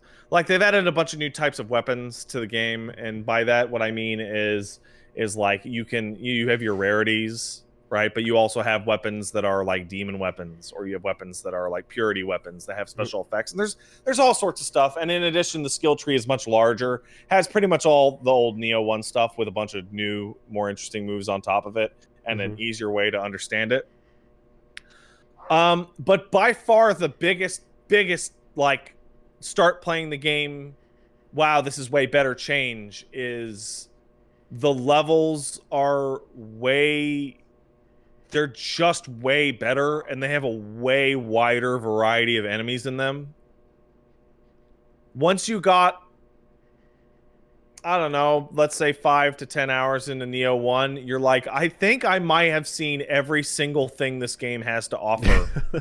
And I will just continue to be going through pretty lackluster levels that feature these things, and it will be carried by how good the combat is and the itemization and that stuff. So from what it seems to be, it seems like every large zone has a set of enemy types, and you see every variation of those types all the way up until the big finale of that zone, where you might have like a battlefield littered with tons of them, and then you move to another zone where you're going to see a couple different types, you know? So the way they do it on Nioh 2, anyway, it seems, is like, no, there's just a huge variety of enemy types, and we're just going to sprinkle them in more and more and more and more as you go in. Okay. And it will have a wider variety. And it has a way wider variety of yokai in particular. Like, you fight way more yokai in this game, and it's awesome. And there's new mechanics with dealing with the purification and all this. But much more interestingly is they added the fucking Castlevania system where you can get the souls of enemies and use them as your own attacks. So you know the standard yokai, the big guy with the sword in his one hand and the horn. You absorb his soul and you get a command grab that you just equip as one of your 2 yokai abilities. Are these the stands that we see? Yeah. Yeah, when you see that, yeah, okay. Not there, like there's the guardian spirit thing that you would equip that would be associated with your super or your yokai form, but also you can just have like, I want to be the one where I be the monkey yokai and I throw a spear, or I want to summon a snake to shoot out and come back, and it feels a lot like some of the DS Castlevania games. Cool. Like to roll that in, and it just has all these new things with. I don't know how to describe why the levels are so much better, but they're just so much more interesting to traverse than the Nioh 1 levels. They're just so like more visually interesting and explorationally like there's just more going on. It just feels way better. I feel like the Nioh 1 levels were functionally they're Souls-like in that you run through some alleyways, you find the ladder, you find the rooftop path, and then you can branch to a second area. And I just think they didn't there's like forests and stuff, but they didn't seem to put a huge emphasis on environmental art in a way. Yeah, there's a huge increase on this one. Yeah, so you're going through a forest, a graveyard, or a ship harbor, and they're just those things, but there's never any like huge there's no place where you're going to drop a sign that says gorgeous view ahead, you know? Yeah, no, that happens all the time in Nioh 2. Like, I have to say, it's hard to describe because a lot of it is little changes that are 10% better here or cool new feature there. But the overall takeaway that I felt from it was like, wow, this is they made Nioh 1 again. Way better. Like, just substantially much better. And I can understand more why people say that it kind of invalidates Nioh 1, because it's like, look at Devil May Cry 1 and Devil May Cry 3, right? Does Devil May Cry 3 invalidate Devil May Cry 1? No, because they're very different games, right? Nioh 1 and Nioh 2 are not very different games. They're like almost exactly the same, except one has all the new stuff in it. Okay. which makes it feel like their development style of just quality of lifing all day feel as if like they almost wanted to turn Nioh 1 into Nioh 2 gradually, and then at some point someone steps in and says, "Hey, fuckers, call it Silksong." The dev style that they have is iterative. Just like, what if this worked a little better? What if this was better? What if this was better? And just go and go and go. Shockingly enough, did not, because of this leap in quality, did not bother me that I was skipping Nioh 1. I don't think I'll ever go back to Nioh 1. I actually deleted it off my hard drive. And I ended up playing about, I don't know, like 12 hours of it on stream, and suddenly I was doing a side mission in a forest that had been reused a couple times, and I got to the same boss that I had just stomped earlier, and I was hit with this overwhelming feeling, this completely intense, overwhelming feeling of, man, I don't want to play Nioh 2 anymore. Why? And it's a fun little thing that you get to have that is specific to people that are having issues with something due to a mentally disordered state. Nioh's inventory stuff made me anxious. Nioh's leveling stuff made me anxious.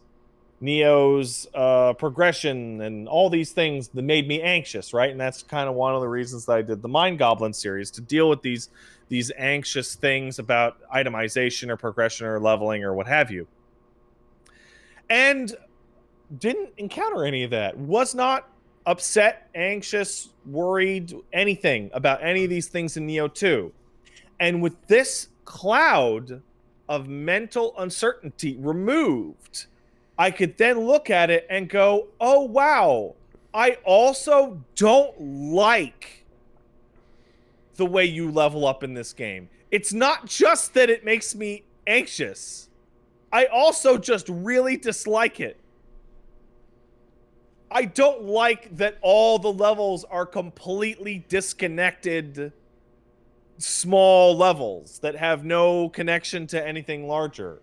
I don't like the fact that I'm picking up a million fucking pieces of shit off the ground in the course of a mission, and after every single mission, I have to go and re-engineer what I'm wearing on my character, and then if I want them to look good, re-roll my shit. With the leveling, I don't like any of that. I love fighting dudes in Nioh. I fucking love fighting dudes in Nioh. Just to all the rest of it, just I don't like it. To go back to the leveling, are you referring to the part where, like, when you put 1 point into, like, I don't know, like strength or, you know, ninja skills or whatever, how it spreads into like 5 or 6 different unique stats? So this is probably the best example of the distinction between an anxiety-based response and just dislike.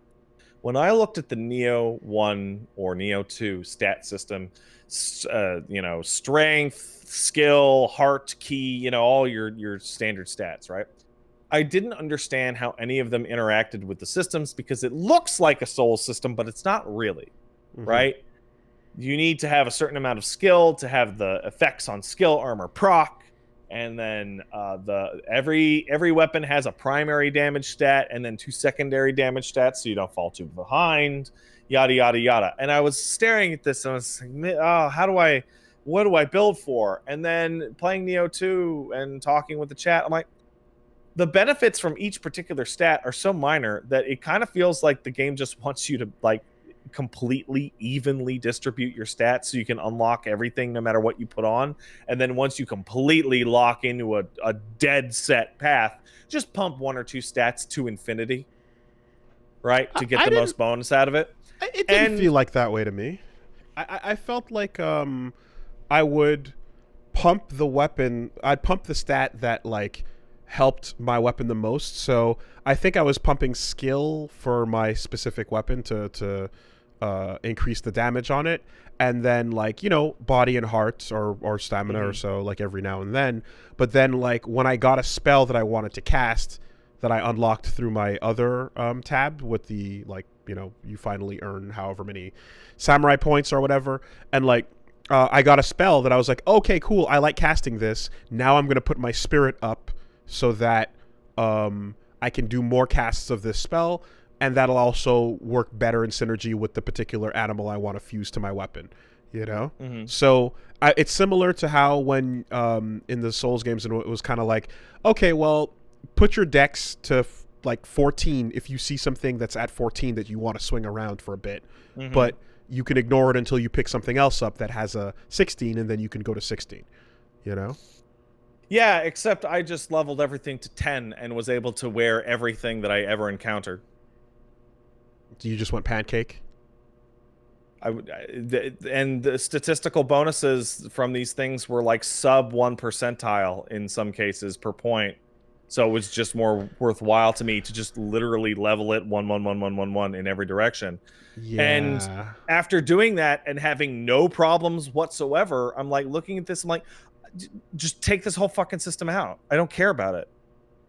I'm not actually engaging with it. I'm not thinking about it at all. Interesting. Okay. If it's just there to be ignored or minimized, yeah, get rid of it.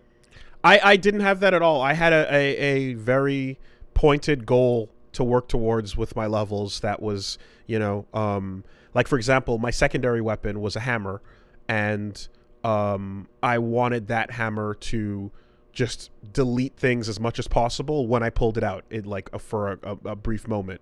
And so yeah, like I pumped stats towards that, and then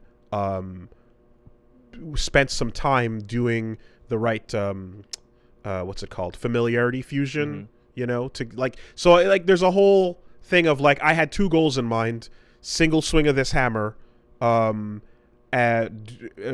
top damage, whatever the case is, and then Kusarigama doing great key pulse bonuses and demon damage, you know. So I feel like I'm able to level up specific things by like putting the stat towards where I want it to be, and then going back into the workshop and being like, okay, what kind of weapon would work best with this stuff, with these numbers.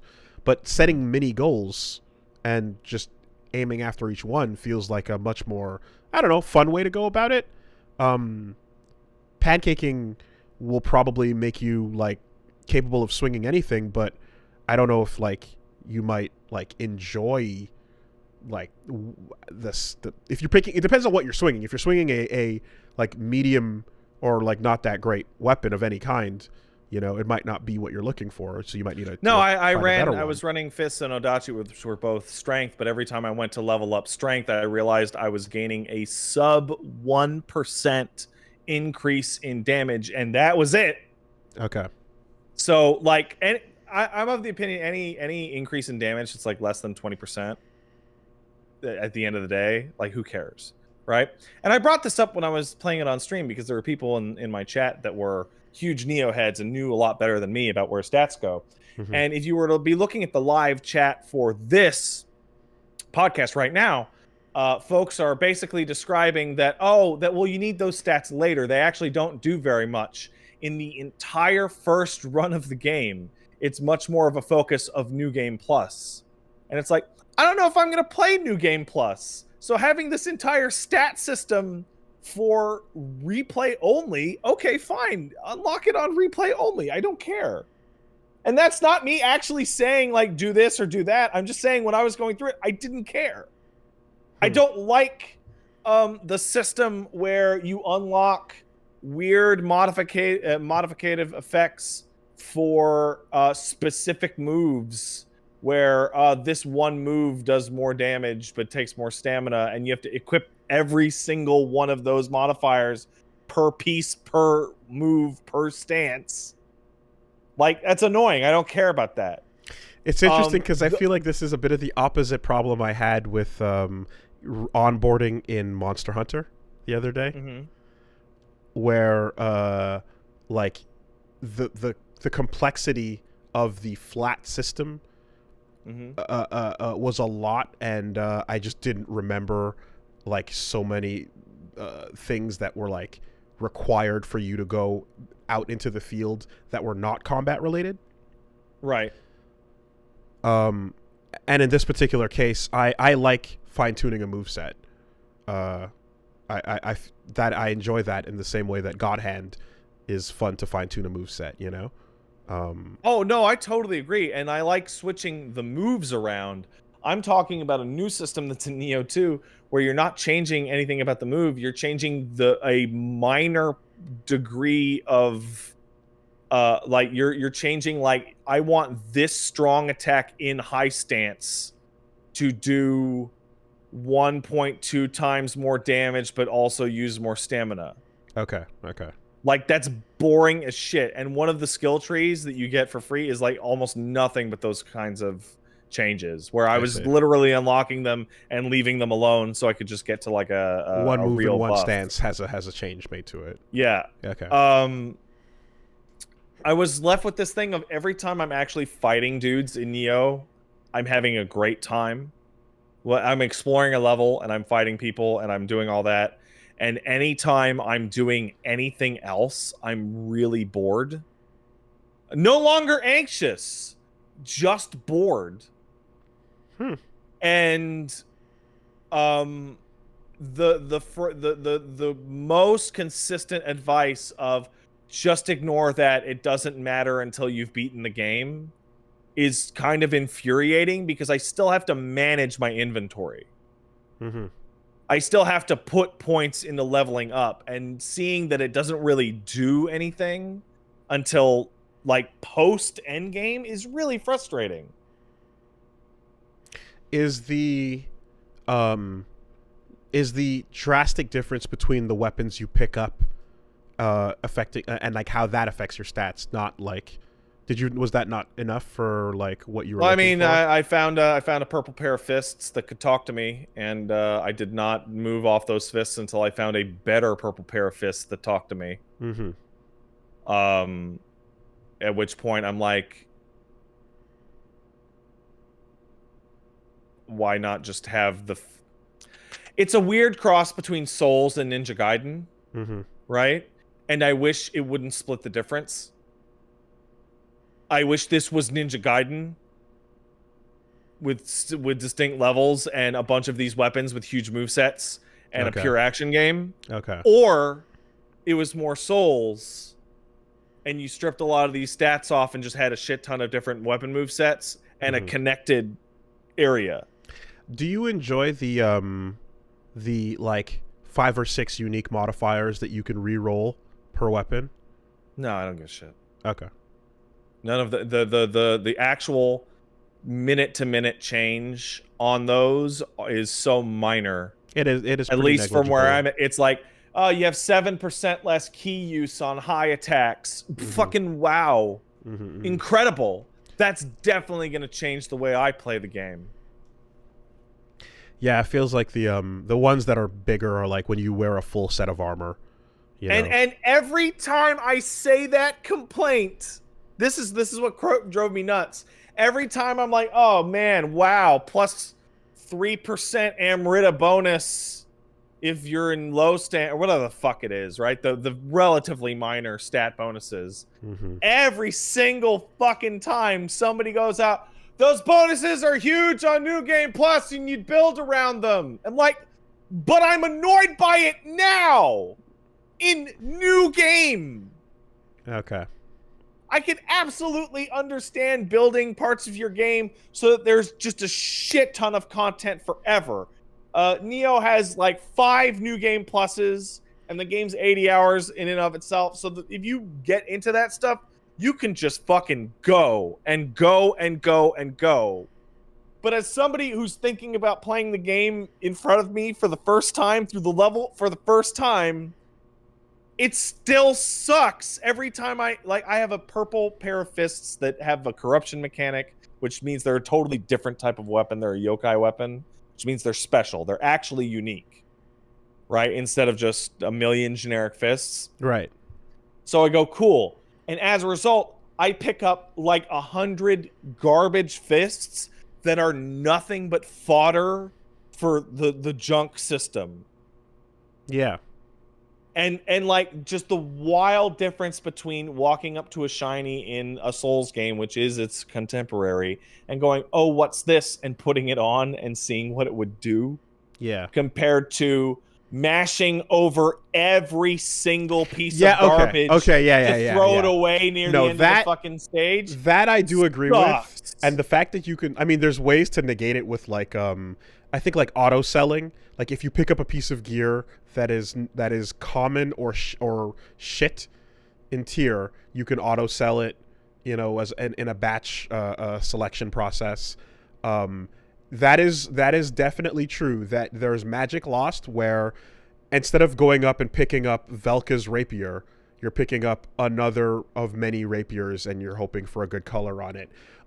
It was also a part of Transformers with the crafting system in that I was like, I don't enjoy the feed of tons and tons and tons of weapons into this. Like, that is annoying. I agree. Every single time you have a special, unique, legendary weapon, it like, well, you have to pick up everything to find out if that's what you're getting here, right? But like, I hit a point where it's like I'm not gonna swing around anything that's less than a purple ever. Yeah, ever. Yeah, exactly. And I saw some folks saying, well, it's a looter game. It's like Diablo or Borderlands, and that's not true. In Diablo, you have this problem to a degree, but straight up from minute one, the types of bonuses that you're getting on Diablo gear are a little more outlandish. You'll get like a fucking sword at like level 10 that has like 20% life leech on it or something, right? It's more. But also Diablo does have that problem of like, once you get something really good, I'm like, cool, now I get to just trash every single 80 piece garbage of gear swords, for 2-3 hours. In Borderlands, the guns actually shoot differently. So even if they're not statistically all that varying, like there's a difference between a TDU gun or a Malawan gun that I would want to fuck with. At bare minimum, Nioh, I'm just picking up shittier weapons of the weapon I already have for 5 hours. At bare minimum, at least the quality of life stuff lets you, again, like auto sort all the trash and it just sells it right away. And anything that's better than what you're holding, but you don't want to switch to, you can soul match, you know? So, like, they do put, like, systems to deal with the junk, but the junk exists, yeah. All right, fair enough. That's unfortunate, though, because, I mean, everything I see going on in like, Nioh preview footage where you're seeing fucking devil triggers popping, and it looks so sick. Yeah. Oh, it looks so fucking sick. It's probably the best action game they have made since, like, Ninja Gaiden Black. Like, it's absolutely, like, actually fighting enemies and going through stages is absolutely incredible. It's just absolutely everything that is not fighting enemies and going through stages is a total drag. And I can absolutely understand having all these cool systems for post-game or optimal play or harder stuff. But at the early game, it matters so little that it's just busy work. Right? Now, I'm sure at the end of this podcast, I'm going to go look at Twitter, and somebody is going to describe that not only is there an auto pickup system, there's an auto sell or auto dismantle system, so that I literally just can ignore everything under a purple or a special. And if that would be really convenient and would genuinely increase my enjoyment with the game, but it also makes me genuinely ask, if so much of the stuff your game is dropping is garbage, stop dropping it. Getting an absolute, like, in terms of loot, getting an absolute plethora of like 1925 weapons, of which one is okay maybe if you fuse it into something, and the rest are all garbage, is way less interesting to me than it dropping 2 and 1 is kind of cool or interesting. Sure. Like, that is a more FromSoft approach. If I'm going to play any game and there are items that I'm going to pick up that everybody knows I'm never going to use, it should just turn into money the instant I touch it. Yeah. I don't mean set up the flow chart of what rarities I want to Auto sell. ignore and auto sell. I mean, it should literally just drop cash instead. Because if you can make it effectively just do that, then like, you know, it will make it'll make the experience smoother. Like this is kind of a larger thing that I have with any game that has loot whatsoever. Mm-hmm. Shitty loot shouldn't drop. Ever. Just make it the resource broken down. It either make it the good thing that you actually want, or somebody could, right? Mm-hmm. You look at it and you go, oh, I'm not a big fan of that, but I can see why somebody would really want that. Yeah. Or make it just drop directly into a resource that you can use on your other stuff. I don't like crafting in games, so I'm very down for that minimized completely. I didn't think that I liked crafting in games. As I sit here during this podcast, having made 150, what are these called? Rarefied Psychon Bavarois through this fucking macro I built through a third-party application in 14 so that I can one-button it and watch Law and Order while I fucking craft purple script shit. Shout out to fucking Team Craft. Your app is incredible. Thank you for making a crafting simulator to simulate all that shit. Question. Is this at all like when I was talking about Warframe and how I just wanted one cool one that I would be happy with? And it is actually, there's a definite similarity to that. Instead of collecting like a whole ton of them, and Warframe has this issue where it's like it's a free to play game, so you definitely want to keep putting out new stuff that, you know, people can go and get. And Warframe and Monster Hunter have a lot of similarities, and to me sidestep this problem in that you're not farming for drops of guns almost ever or weapons. You're farming for the materials to build whatever the fuck you want. Mm-hmm. Now, I'm sure someone is going to tell me in about 10 seconds, actually, Pat, you can build the weapons that you want in Nioh. You just have to take this base weapon and then fuse it into this with the dismantled pieces of this and that. And what I was like, yeah, but that's also associated with all this garbage. I would get way more into the weapon crafting system in Nioh 2 if there is one. I'm just assuming there is. I'm now going to look down and someone's going to... Yep. Yes, you literally... Yeah, of course. Yep. Because that's the type of game Nioh 2 is. Every time I say something, leave nothing on the table. There. Leave nothing on the table. It'll let you craft your super weapon if you want to put it all together. I would be so much more interested in making weapons in Nioh 2 if I wasn't constantly drowning in garbage. If enemies were dropping materials for a weapon system, and that weapon system was the way to make the good weapons. Well, so now the question is, of course, is like, this is bad enough that it's making you drop off. No, it made me drop off on camera. Okay. Because it went from tons of excitement and playing it every day to now I kind of want to play it once or twice a week in dead silence, because every time I go to my inventory screen, I scowl and it kind of sours my mood. Right? I pretty much only want to play one level at a time so that I can start my play session by doing the inventory stuff that I hate and then go on to do all the stuff where I fight dudes and it's really enjoyable. Fair enough. And on the one hand, I have to give the game legitimate props, because every time I talk about this, someone who knows more about the way the game has just infinity systems comes to me and says, this is a way you can mitigate this, mitigate this, mitigate this, mitigate this. There are answers. Turn that off, turn that off. There are always answers. Yeah. And that's cool. Yeah. But at the same time, I kind of wish I didn't need to have like a class on how to make parts of the game not miserable.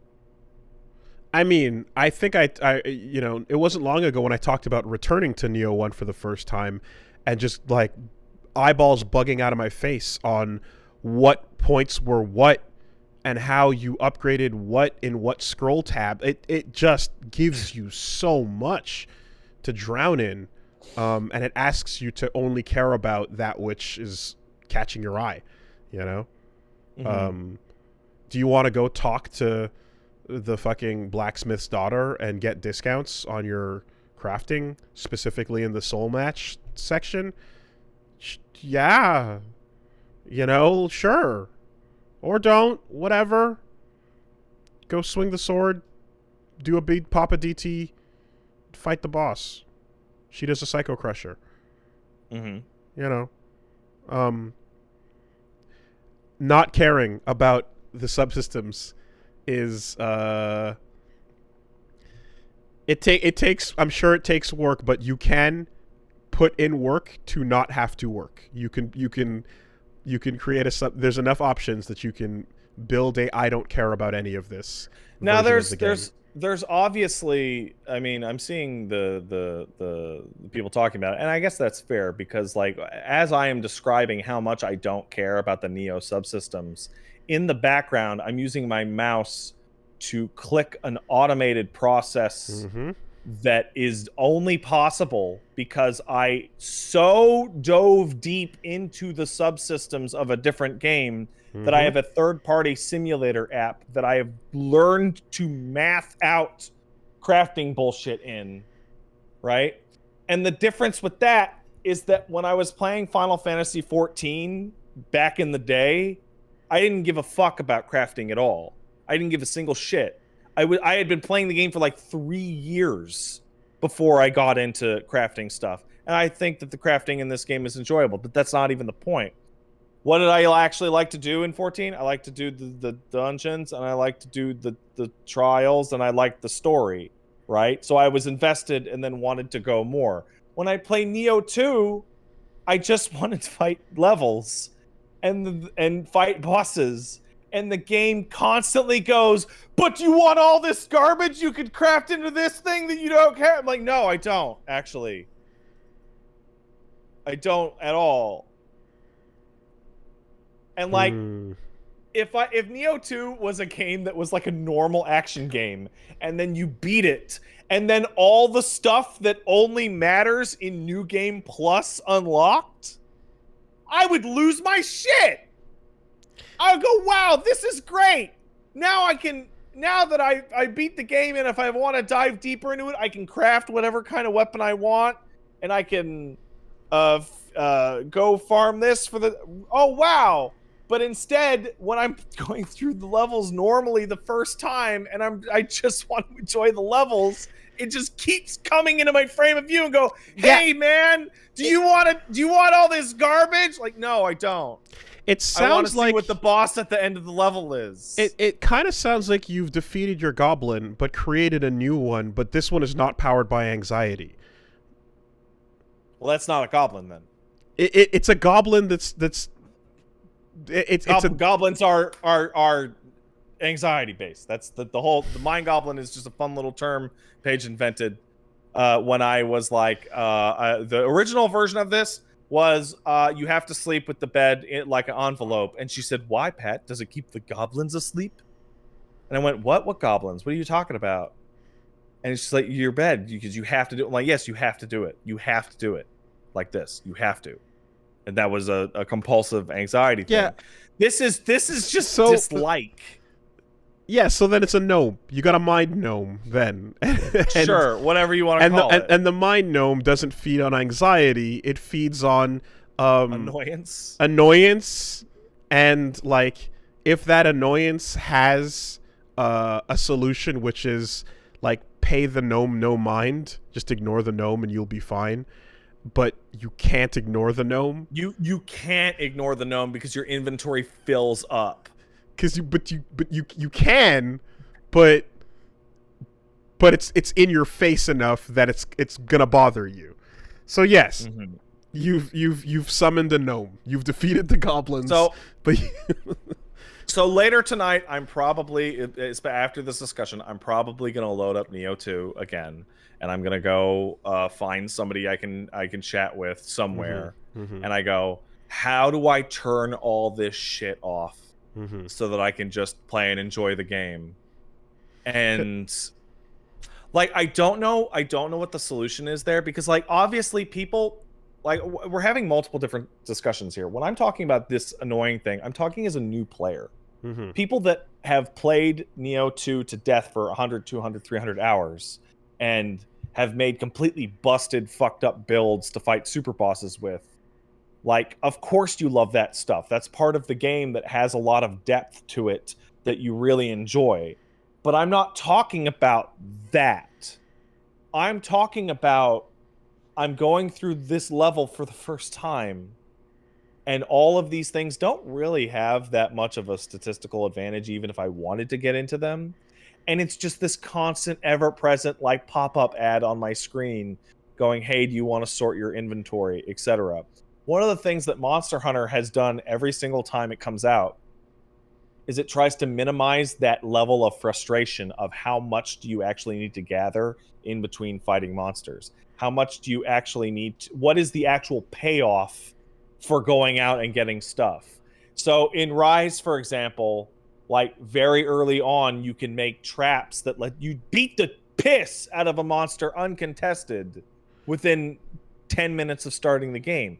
That's a genuine add, right? Like, to your gameplay experience. When I look at Nioh 2 and my options for smithing are, I could use every single resource I have to soul match this weapon a couple levels up, and it still might get completely outclassed by a drop I get in 20 minutes. Are you pausing the game to do a full stat comparison on everything you pick up every time? No, probably the single best thing that I was able to break myself of was literally only look at your inventory at the end of a mission. Thank God. Okay, because for a second, the way you were describing the like constant drop thing, it sounded like every time you picked something up, you were pausing and doing a full stat sheet comparison, which is that's the worst possible way to play these games. You have to play the mission and deal with it later. Yeah, you play the mission and then you handle it at the end of the mission, which is why I described the way I would probably structure my sessions from now on, because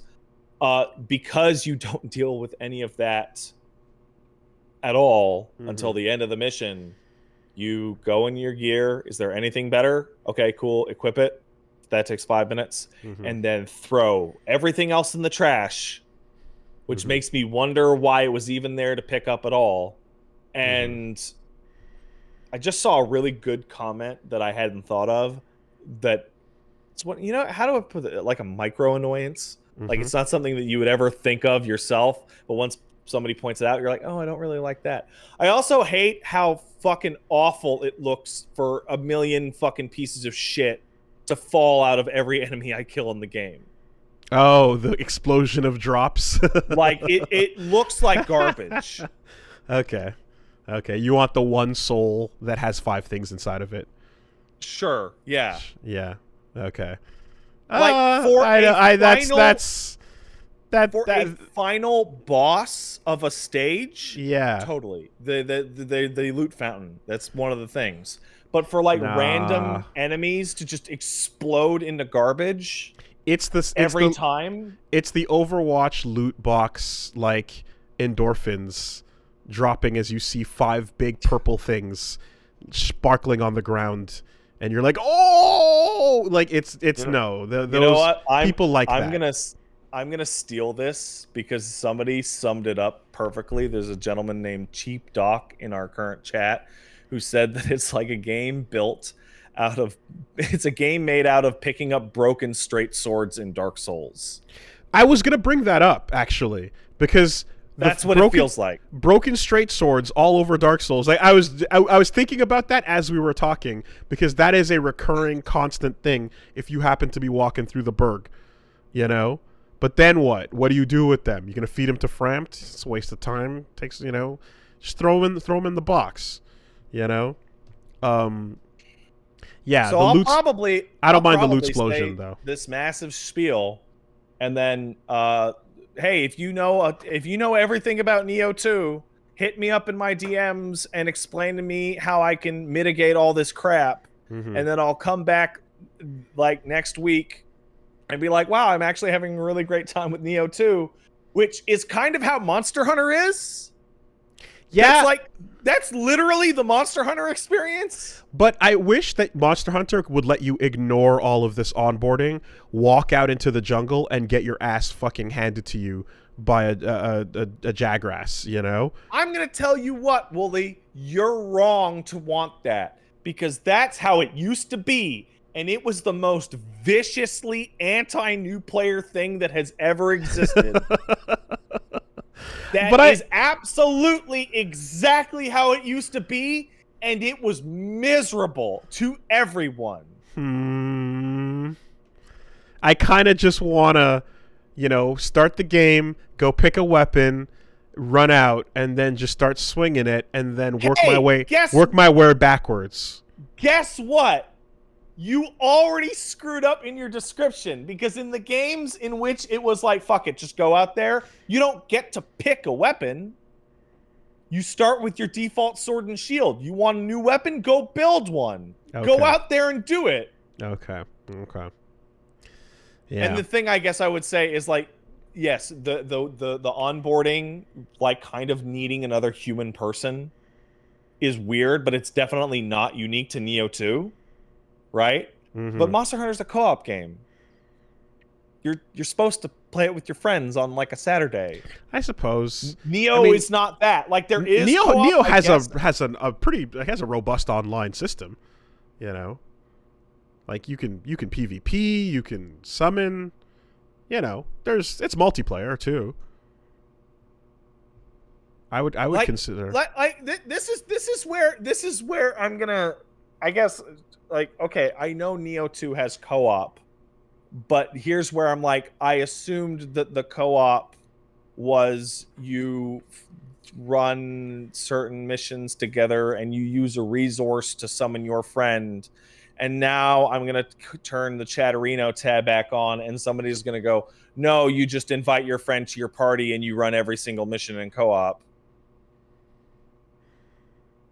I mean... Zangief, shut up. Like, Monster Hunter is all about doing... Yes, that is how it actually is. Okay, cool. Yeah, that is not clear from any menu that I saw once playing the game for like 15 hours. Well, they're more comparable than we initially thought, you know?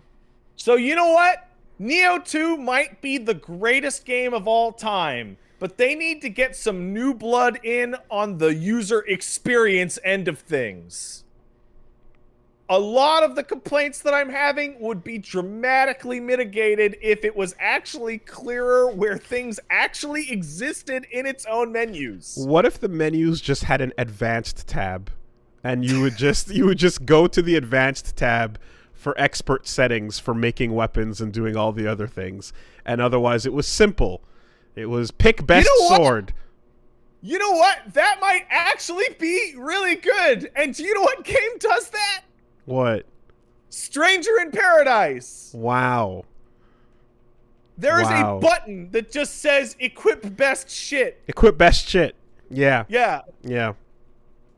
So, I can see it. I guess what you're saying isn't crazy. I mean, I think they're doing that. I think Nioh has equip best shit for your armor, but I think your weapon is still. Does it? I think there's an equip. I feel like I seen a button for equip best armor. In one. Shit? I think one might have something like that. Yeah. It does? Yeah, because I've seen something. Where is that? And it's just like, where is that? Grab whatever you want here, and then I'm like, oh, these are the best ones, okay, and then I took those and made it look like what I wanted. I think so. I think it does. So it's all there. Okay. So hey, wow, Nioh 2 is the game of forever, and I think it's the best game ever, but it needs a little work on its interface. Can that be the takeaway? I have never in my life ever talked about a game and said, man, it should do this. and somebody goes, "It does do that." Yeah, so more you know what than this game. You know what the final update is, right? The final update for Nioh 2 is press tilde to bring down a command prompt. Make it yourself. What do you want? Yeah. Make it yourself. Sure. You can code it. All right. Straight up. I gotta use the washroom, but that's been pretty much it for my week. This week on my stream, twitch.tv/PatStares we're gonna be looking at reruns edited by the very talented. Oh my god, I don't know how to pronounce their name. It's very Wooly. You work with this nice person. Civ Sarcast. Civ Sarcast. That's how I pronounce it. Civ Sarcast. Civ Sarcast, like sarcasm, and then a Civ in front. So there's going to be best of Ratchet and Clank things going up on Wednesday and Thursday. Then on Friday, which is New Year's Eve, Paige is going to be starting Demon Souls. And then on New Year's Day in the afternoon, I'm going to be streaming some bullshit. I haven't figured out what I'm going to do yet. All the best of editors all have their different like stat cards, like the back of a fucking like a back of a Marvel card, and Civ is the speedster. Civ's got that fucking high speed, high end. Yeah, they banged out that Ratchet compilation in like a second. Yeah, it's wild. I was very surprised. And the rest of you know what your high stats are. You know deep down. Is that just a good way of getting around not having to think up the good ones yet? Where they go, I'm the one with the most style, and you go, you sure are, buddy. Hey man, Asuna put some fucking heavy editing into those all of them, really, like full on new cutscenes, new takes, new like effort. You know. Right, hey man, I gotta go. The dog's like screaming to pee. I gotta take a break right now. Be right back.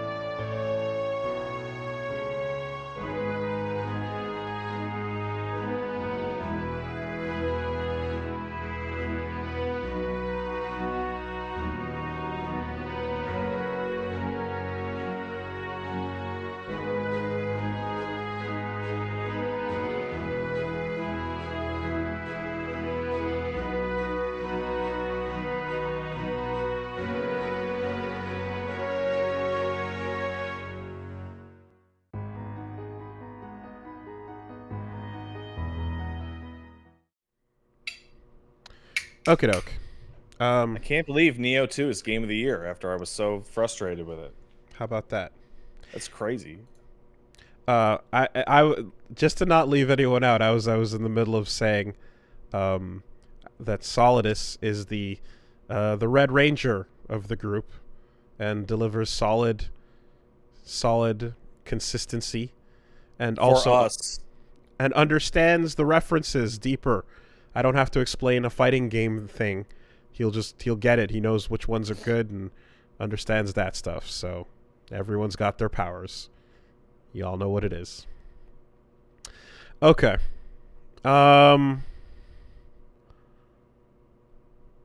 GSP's the hype man. Yeah. All right. All hype cuts. Wait, George St. Pierre works for you? George St. Pierre himself makes some compilations sometimes. It's kind of incredible. That's weird. He's he's got to find something else to do now that he's moving out of the UFC game. So maybe he can just get high with Joe all day. Talk about whether or not planes are real. Got a quick word from our sponsor. Actually, he can talk about how frame data was used to improve his fights. Oh, that's true. Oh, hey, I forgot to mention, I changed shirts because I pissed all over myself. Good job. That's good. I was going to the bathroom, and I decided, hey, what would happen if I did this? And I pointed my penis up and then peed all over.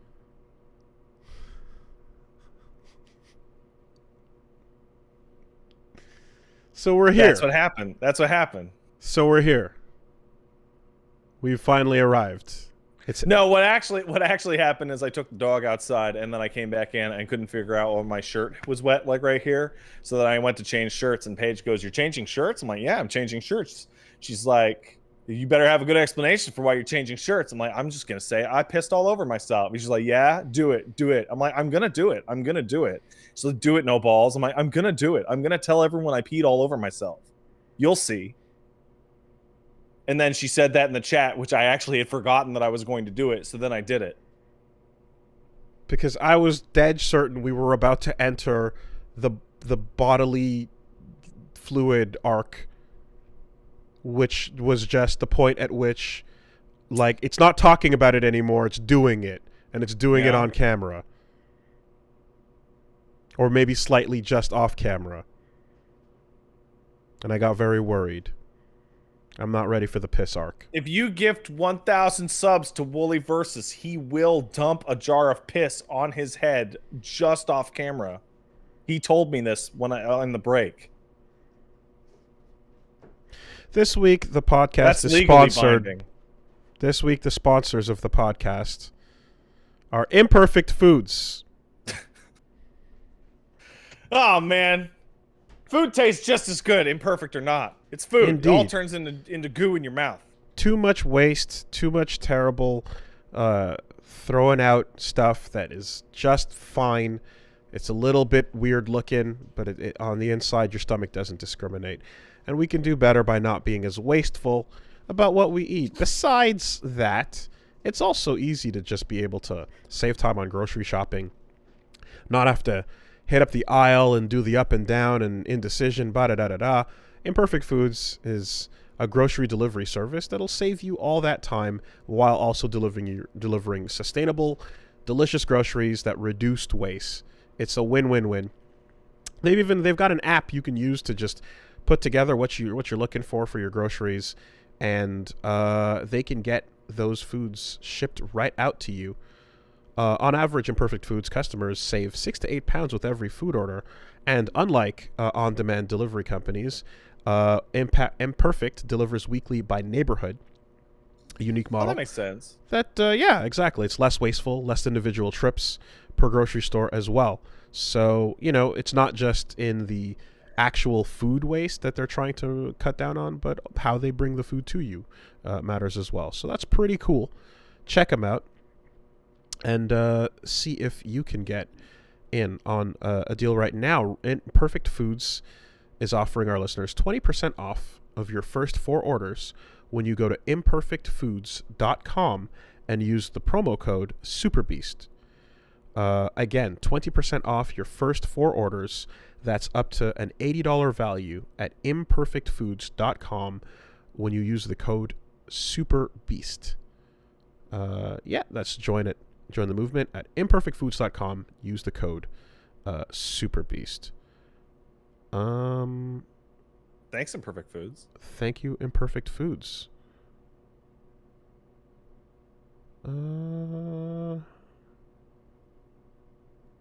Sorry, I was just scanning over here very quickly. Yep. Thank you. Good stuff. That's it. That's it? Yep. Oh, cool. Cool. Yeah. All right. What is going on in the news? In the news this week, it's a bit of a secret. I shouldn't tell you guys, but Woolie's piss all over his pants. Edward 40 Hands subathon is coming soon. Get ready. Listen, can drink those 40s without pissing his pants. Folks, I would never. But if I did, I've got a strong-ass stream. You know what it sounds like? Fried chicken. Mm-hmm. Sounds like chicken frying. Strong. You been hanging out with Shadow again? Don't know who that is, but... the Hedgehog? No. That's who I associate with that meme.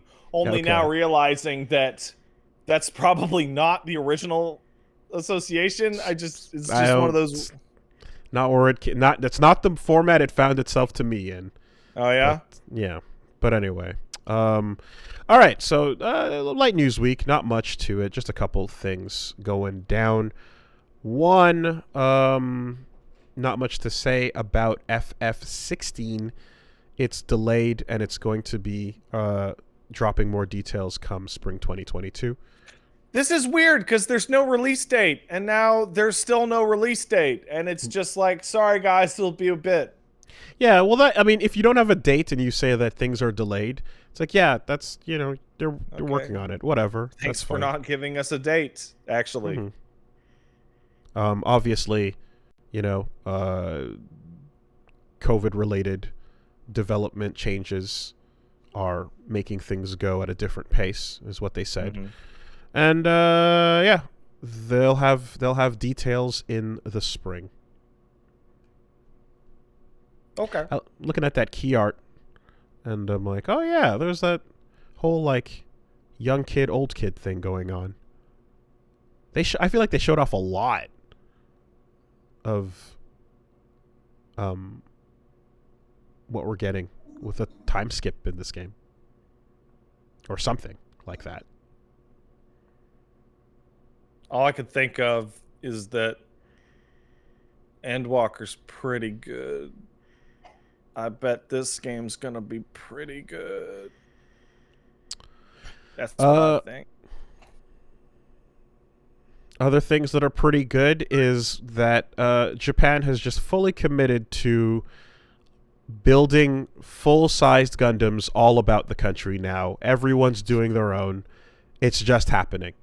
Don't know why it took this long for them to just go for it. Like, everybody loved it. It's beloved everywhere. Yeah, we were all focused on the RX-78, over in Odaiba, and then they made the Unicorn, and then they made the better, newer RX-78, and like everyone's just kind of fucking doing things, and now out of nowhere, with little news, shared previously about it, there's a full-sized new Gundam in Fukuoka, straight up, just fully completed, standing there next to a parking lot and what looks to be a mall. Literally, it's like it's not even like in an attraction place. It looks like it's just standing in a parking lot.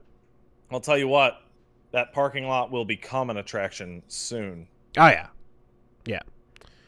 So, fuck yeah. New Gundam. Char's counterattack. I hope that at some point it will be possible to like have some kind of celebration where they have them all lined up. That'd be fucking rad as shit. That'd be awesome, dude. Other things. And then pilots climb in and they fly away, and you're like, wait, what? I'd be like, yeah, fair enough. You kind of did the whole thing in front of us. We didn't even bat an eyelash. So I mean, good job, I guess. Didn't look hard. It didn't look into it. Just right in plain sight. And speaking of plain sight, Atlus is considering post-launch rollback for Persona 4 Ultimax. Many I'll consider buying the game when that happens. Yeah, that's the overall, like, cool. We're considering the purchase as well. Yeah, I love this thing more than most fighting games. I love it so much. Oh yeah, Ultimax is definitely one of my favorites. It's incredible. I'm going to be playing that. We're gonna do a local episode when it drops, whenever the fuck that happens, because I just need to feel that game in my life. Come here with me. Come here. But you know, it's just with an absolute, like, on the one hand, yay, there's an answer that implies it's coming. On the other hand, sucks. On the other hand, it implies that they didn't do it already, when they could have just waited to do it first and then announce the game, and not have this whole thing happen where it's like, hey, we're doing it, but we're ignoring everything. We spent time, like, working on a new but version of the old system, when they could have just foregone the entire thing, waited a couple months. Well, you know what, man? Hey, it's hard to try right away. Why don't you try, and then later off, if people go, wow, your half-assed bullshit was really hot, you'll go, you know what? Thanks. Now we're really gonna try again, for real. A lot of that going around over at Sega. Speaking of not trying, we got an interview over here, and shoutouts to Rooflemonger, a fellow fighting game content creator, who has a brief summary of an interview about Virtua Fighter 5 US Ultimate Showdown. And the takeaway, according to this translation, which is coming from a Dengeki Online tweet, is Virtua Fighter 5 Ultimate Showdown was indeed meant to be a Trojan horse, meant to revive the Virtua Fighter brand, not to make money. It did way better than they ever anticipated. Lots of other stuff, but all in all, it's good news for a Virtua Fighter 6. So, yeah. We didn't mean for it to be a good one. We kind of just wanted to put out a Capcom test. They did a Capcom test years after the death of the Capcom test. And then maybe that attention will lead to a Virtua Fighter 6, which also has Blitz netcode. You know. Anyway. So, I'm torn. I'm really torn. You can just dodge this one if you want to. No! I'm real torn because this sounds like a lie. This has the feeling of it actually horribly underperformed. And this is their way of going, oh, well, you know, it was just, you know, gauging the interests. It wasn't like we said it was going to be the future of Virtua Fighter esports, and we spent all this time and money on this stupid solution that sucks. We actually half-assed it. We weren't even really trying. You ignore all that stuff we said when we said we were trying really hard. We actually we half-assed it. That's why I get excited for Virtua Fighter 6. But on the other hand, this type of incompetence with Sega handling Virtua Fighter does feel legitimate. They have always horribly managed the Western and home releases of Virtua Fighter. And having all of this bullshit gear up to like get excited for Virtua Fighter 6 though, which will definitely have all of the same problems this version has, Um, doesn't fill me with a lot of joy. I am looking at the article. I kind of feel like maybe it's possible that these quotes were directed exclusively in like Japanese sales contacts, you know, where it's like this sold really well for all the people who live here in Japan that really love Virtua Fighter, that used to play at the arcades, that are willing to play this because it works here in this country, and thus they were happy. So yay, you know. It's always been one of those afterthoughts of like, oh yeah, and then there's the rest of the world. So if this leads to them putting more time and money into another release of some kind, cool, great. Let's see it, you know. But the one thing is clear, and it's the last but first bit about the rollback discussion is just when I talked to Daisuke about, like, you know, Strive getting it and stuff like that early on in, it was always, I'll always remember when he said that, like, there's a conflict amongst the development team and the production team. There are those who know what it is and want to implement it, and there are those who don't want to implement it and want to do what's always been tried and true. And it's a battle at every. There's no reason to think that it's not a battle at every studio where when we see these types of things. There's no reason to believe that this dumb thing is happening everywhere, where a bunch of old heads are holding back newer people from trying to save the fucking product, you know. But sometimes justice fails, and justice doesn't win. Sometimes the evil wins, and the dinosaur takes over. And I think Sega is a place where the dinosaur won. You know, I think Arxis is a place where justice won.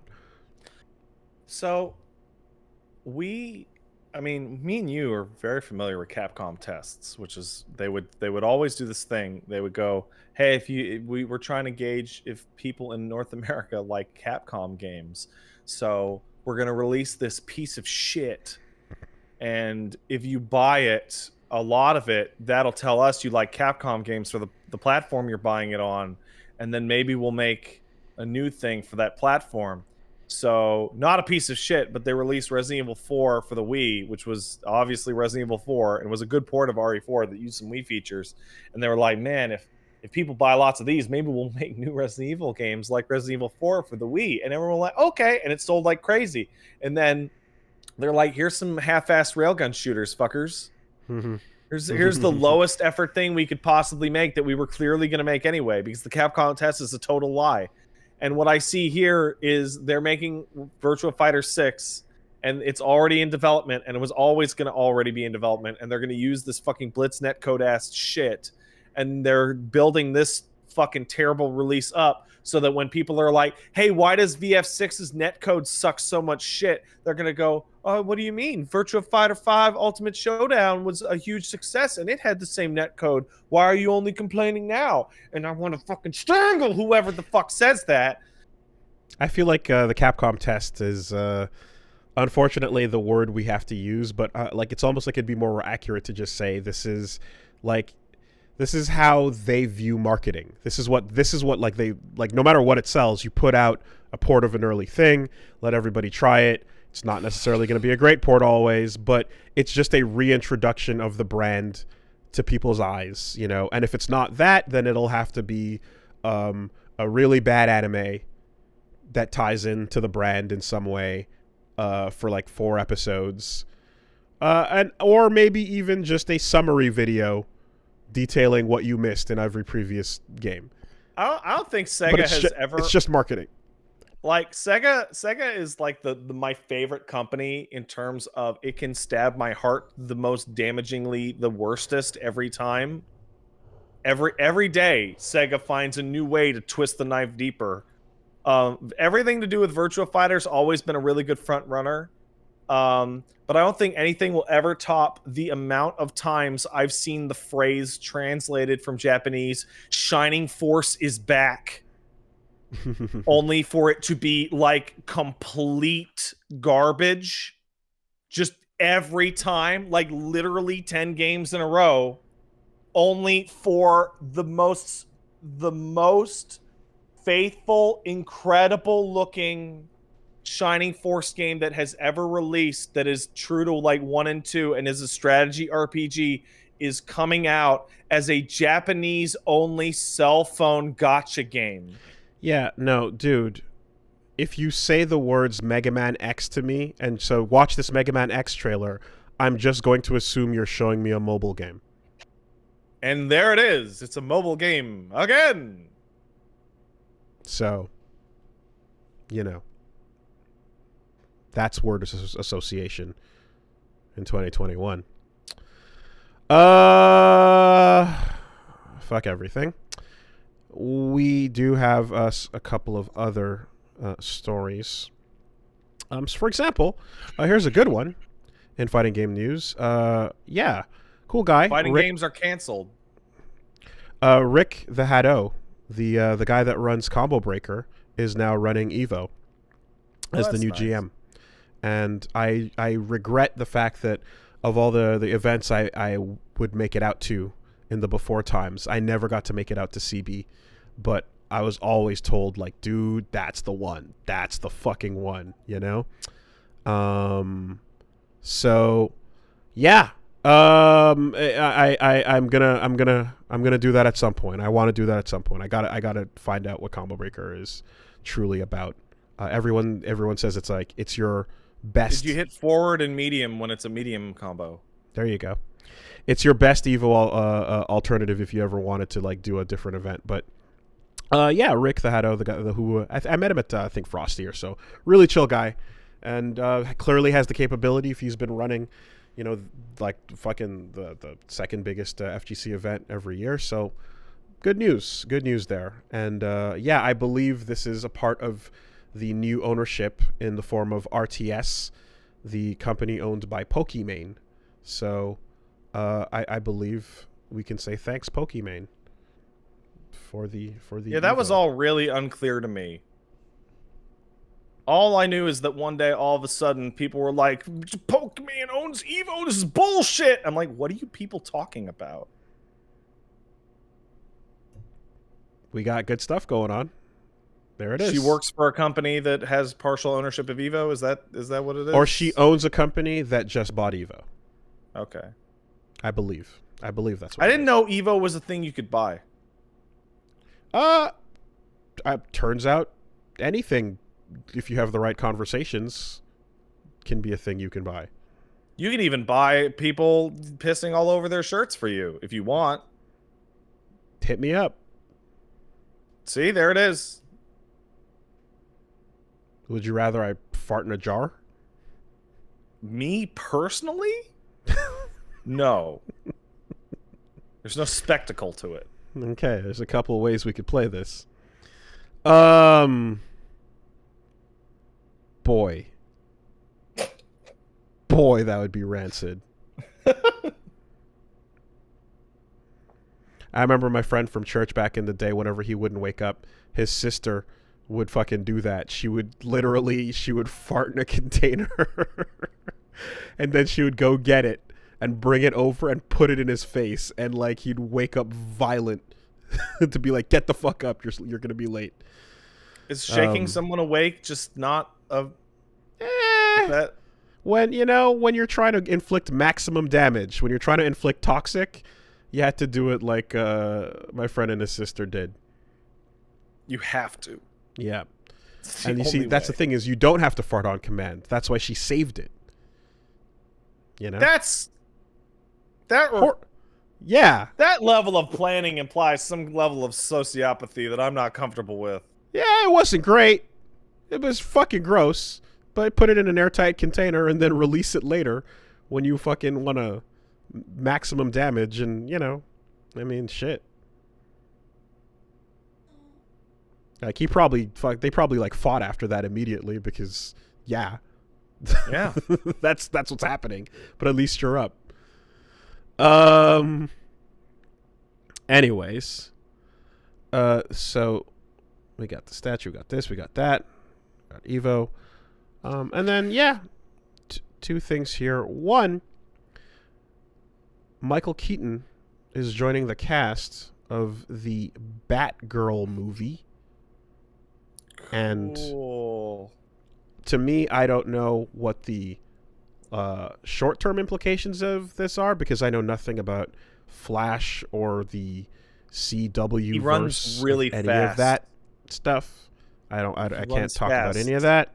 However, And he turns the fucking Speed Force into a lightsaber. I've seen clips from that show. I don't know what the fuck is going on. I just want to hear. I'm just looking at everything like this as means to an ends, and it's simple. If he's willing to do Birdman, the movie, then that tells the world, hey guys, I'm ready to maybe do something Batman-like. I kind of have some feelings unresolved about that character.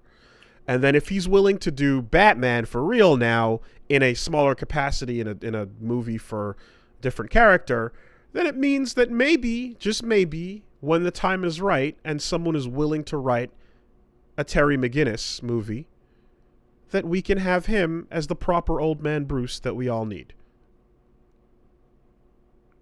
I'm not going to let it go. I still want it. I want Batman Beyond with him as old Bruce.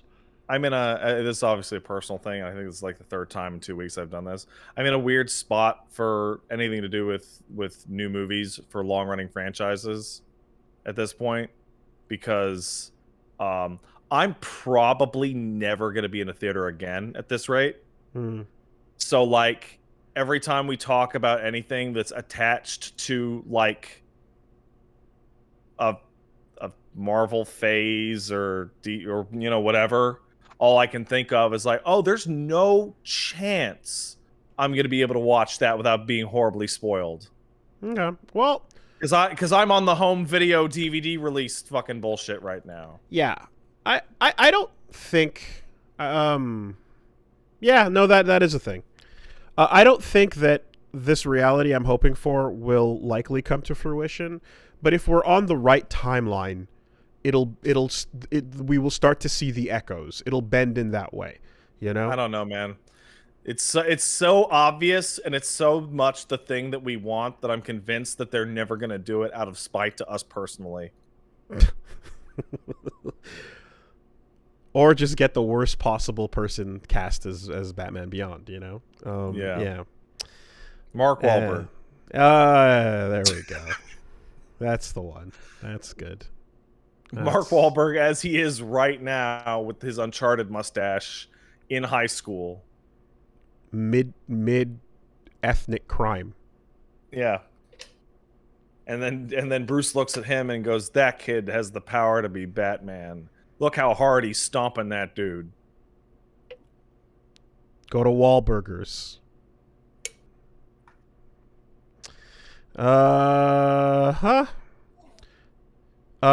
Weird stuff going on. Apparently, the Steam global domain is now banned in China. And cool. The Steam China servers are still up, but the global domain being down means that all users there are basically unable to access their libraries, which could that could mean a lot of money that is just kind of gone for those people. That really sucks. And it might be relating to the restrictions on playtime that have been implemented recently. I'm seeing some people say that it might have been a DNS attack, which point it would be up relatively soon. Okay, well, if that's the case, then that's good. Because it seems like basically they're just reporting that the shit went down, and there's no idea what the cause is, or if it is related to the restrictions from 3 months ago or not. But there still is a store.steamchina.com that works. So it's definitely. Then it feels like if both of those went down, it'd be more of a concentrated effort. Yeah. Otherwise, no idea.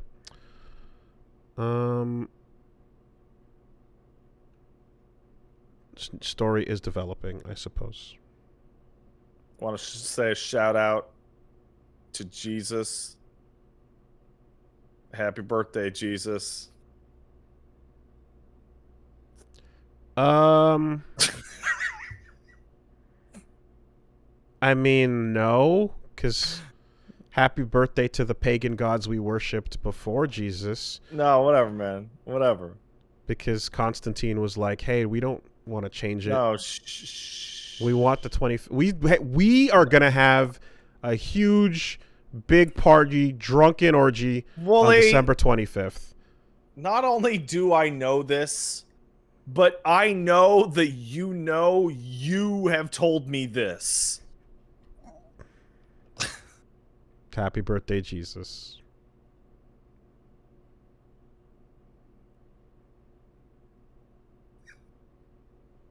Fine. Hey, have you ever thought to yourself, man, the subspace emissary was pretty cool? No. Okay. Well, The cutscenes were, though. okay. Well, I like the subspace emissary. You're wrong. And oh boy. Well, this is not going to go well then, I suppose, but I'm going to try here because we've already committed. There's an action roguelite inspired by the subspace emissary, in my opinion, from what I look at here. It's called RECURSOR, and it looks pretty cool. And there's a demo, and there's a Kickstarter, and it's you can check it out. And it looks kind of like someone went like, yo, let's make a roguelite that takes place inside of the subspace emissary kind of gameplay. But good, though. It looks cool. It looks cool. I'll look at this. The best parts were absolutely the cutscenes, of course. Like that. And there's no within denying 1 that. second of watching that looks way better than Subspace Emissary. Good. So there you go. Which is easy because it sucks. So if you ever wanted more good of that, take a look. Take a look over there. It is inferior Kirby. That is true. Subspace Emissary. It's just bad Kirby. Is bad Kirby. That is fair. I'll take that. But yeah, this Kickstarter is fully funded. Looks like the game's coming, and you can check out a free demo to try it out. So, RECURSOR is what it's called. Cool. Let's take some letters. Hey, before we take some letters, I want to give a shout out to the hardworking Britons working on the Queen's Deepfake. Congratulations, you guys are doing a great job making that lady look not dead. Round of applause to everybody. You see, I think it's less about a deepfake and more about She recorded it like 9 months ago or some shit. yeah, before her phase. Her new phase. Yeah. Before her She's new in the phase. enrage right now. You got to do Yes, enough damage to her before she does the wipe. Yeah. No, next year we're going to see the Christmas tree and then the chair and then the queen pop in real quickly like boop, boop, boop. Right as the scene starts, and she'll give her Christmas wishes. Listen, I got to be real, and I know it's immoral and gauche to wish for bad things to happen to people, so I won't. Instead, what I'll say is, I got to say, this holiday season has been filled every morning, waking up like a child on Christmas. Maybe today is the day that I read in the news that the queen is dead. Just saying. Excitement is high. Yeah, but are you ready for the tyranny of Prince Charles? Oh yeah? The man who looks like 3 mummies in a handbag left out in the sun for too long? No, that was the queen's all husband. 3 weeks of it? Oh, whatever. No, not him. That's Con Ra. He's already gone. Hey, listen. The other guy. One miracle at a time, okay? The tyranny of Prince Charles. I don't know if you're ready for it. Once he ascends the throne. Some fucking red wedding shit going down. Don't harsh my joy. I'll have a short moment of unmitigated happiness before I realize some of them continue to exist. As he's walking up to the crown and it's being lifted to be put on his head, suddenly lightning strikes and a storm brews outside, and he is stabbed right through the chest from a great broadsword, and behind him, Prince Andrew now has the crown. King Andrew. I mean, honestly, a minor paper cut would do it because they're all a bunch of incestuous hemophiliac fucks. King Andrew with the crown declares pizza for all, he says, with no sweat anywhere on his body.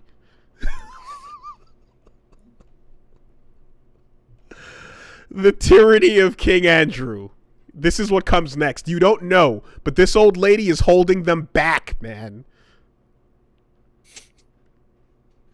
You know, I will say, despite my impending ghost joy over the death of an old woman, there is one thing the Queen of England did for me once. She gave me a big smile because there was one day where she was photographed from an isometric angle on a checkerboard marble pattern floor, and somebody captured it with the phrase, "She can move in any direction." And it makes me laugh every single time I think of it.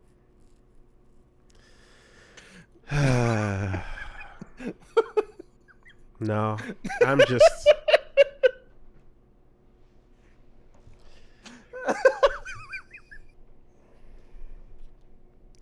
I'm stuck in a world where Charles and Andrew are fighting for the throne, and Charles doesn't win, you know. And then everyone thinks maybe, God, I don't even know his name, but the older one, who's balding in his 20s, is like, maybe he's gonna do it. Oh, who cares? But then he gets Rob Starked, so that it all falls to Harry. But Harry's become American now. I hope they all just have a nice big family reunion and their boat falls off the ocean. You heard me. If you'd like to send a letter, you can send it to castlesuperbeastmail@gmail.com. That's castlesuperbeastmail@gmail.com. That's the one. Why did I have such a hard time with that? I've said that like 100 times. Yeah, well. Let's take one over here from...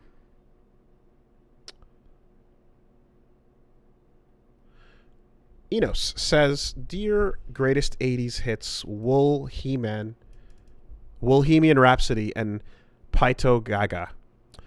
I've recently got around to finishing Nioh, The World Ends With You. Had a great time.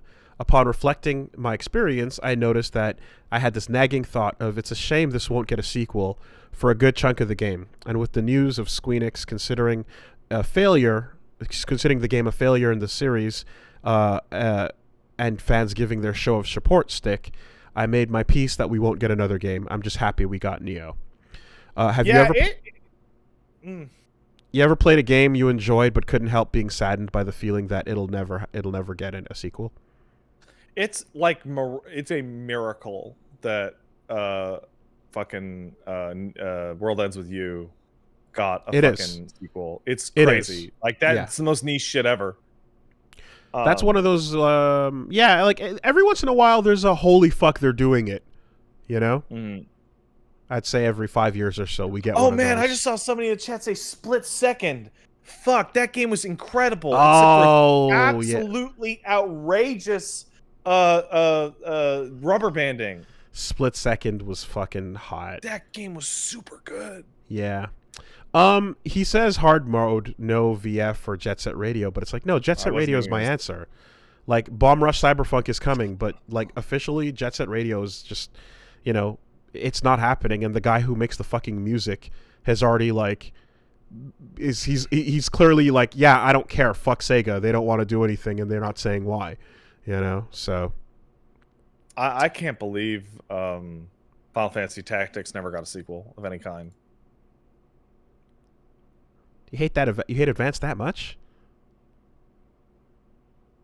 It's not a sequel to Tactics. It's its own thing. That's why it has a different subtitle. And it's very substantially mechanically different. Like, Advance totally got its own sequel. Fair enough. But, like, Tactics did not.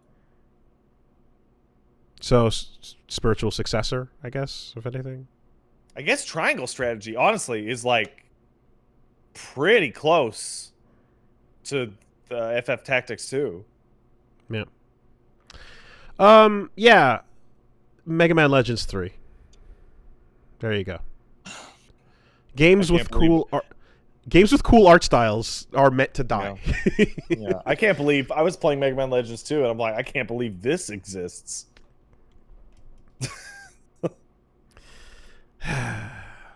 You know, Mega Man Legends 1 has a secret morality system? Oh, yeah? Yeah.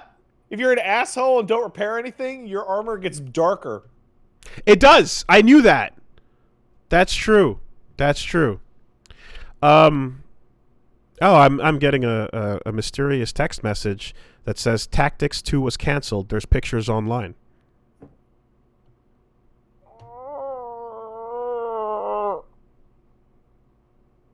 Oh, that sucks. Oh, Sorry to hear that. Sucks ass. Yep.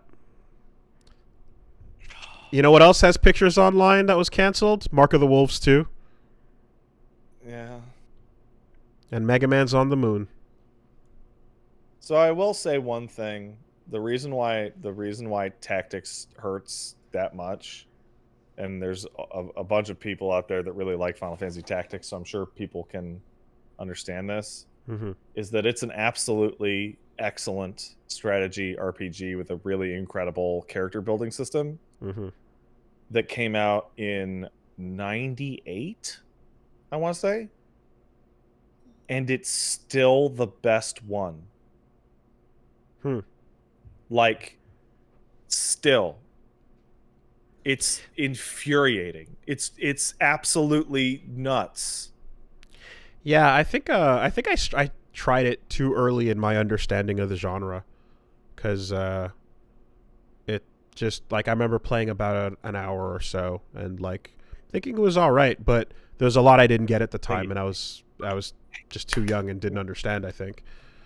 But yeah, everyone loves it, so I believe that. It's legitimately, like, so much the best one that you could, like, give it to somebody right now with, like, an emulator so that they don't know it's like an old game or whatever, and they'll be like, wow, what's this new game? It's great. It's so much better than, and then they list the past 5 Tactics RPGs to come out. It's upsetting. That was fucking, it came out in 97. That was like 25 fucking years ago.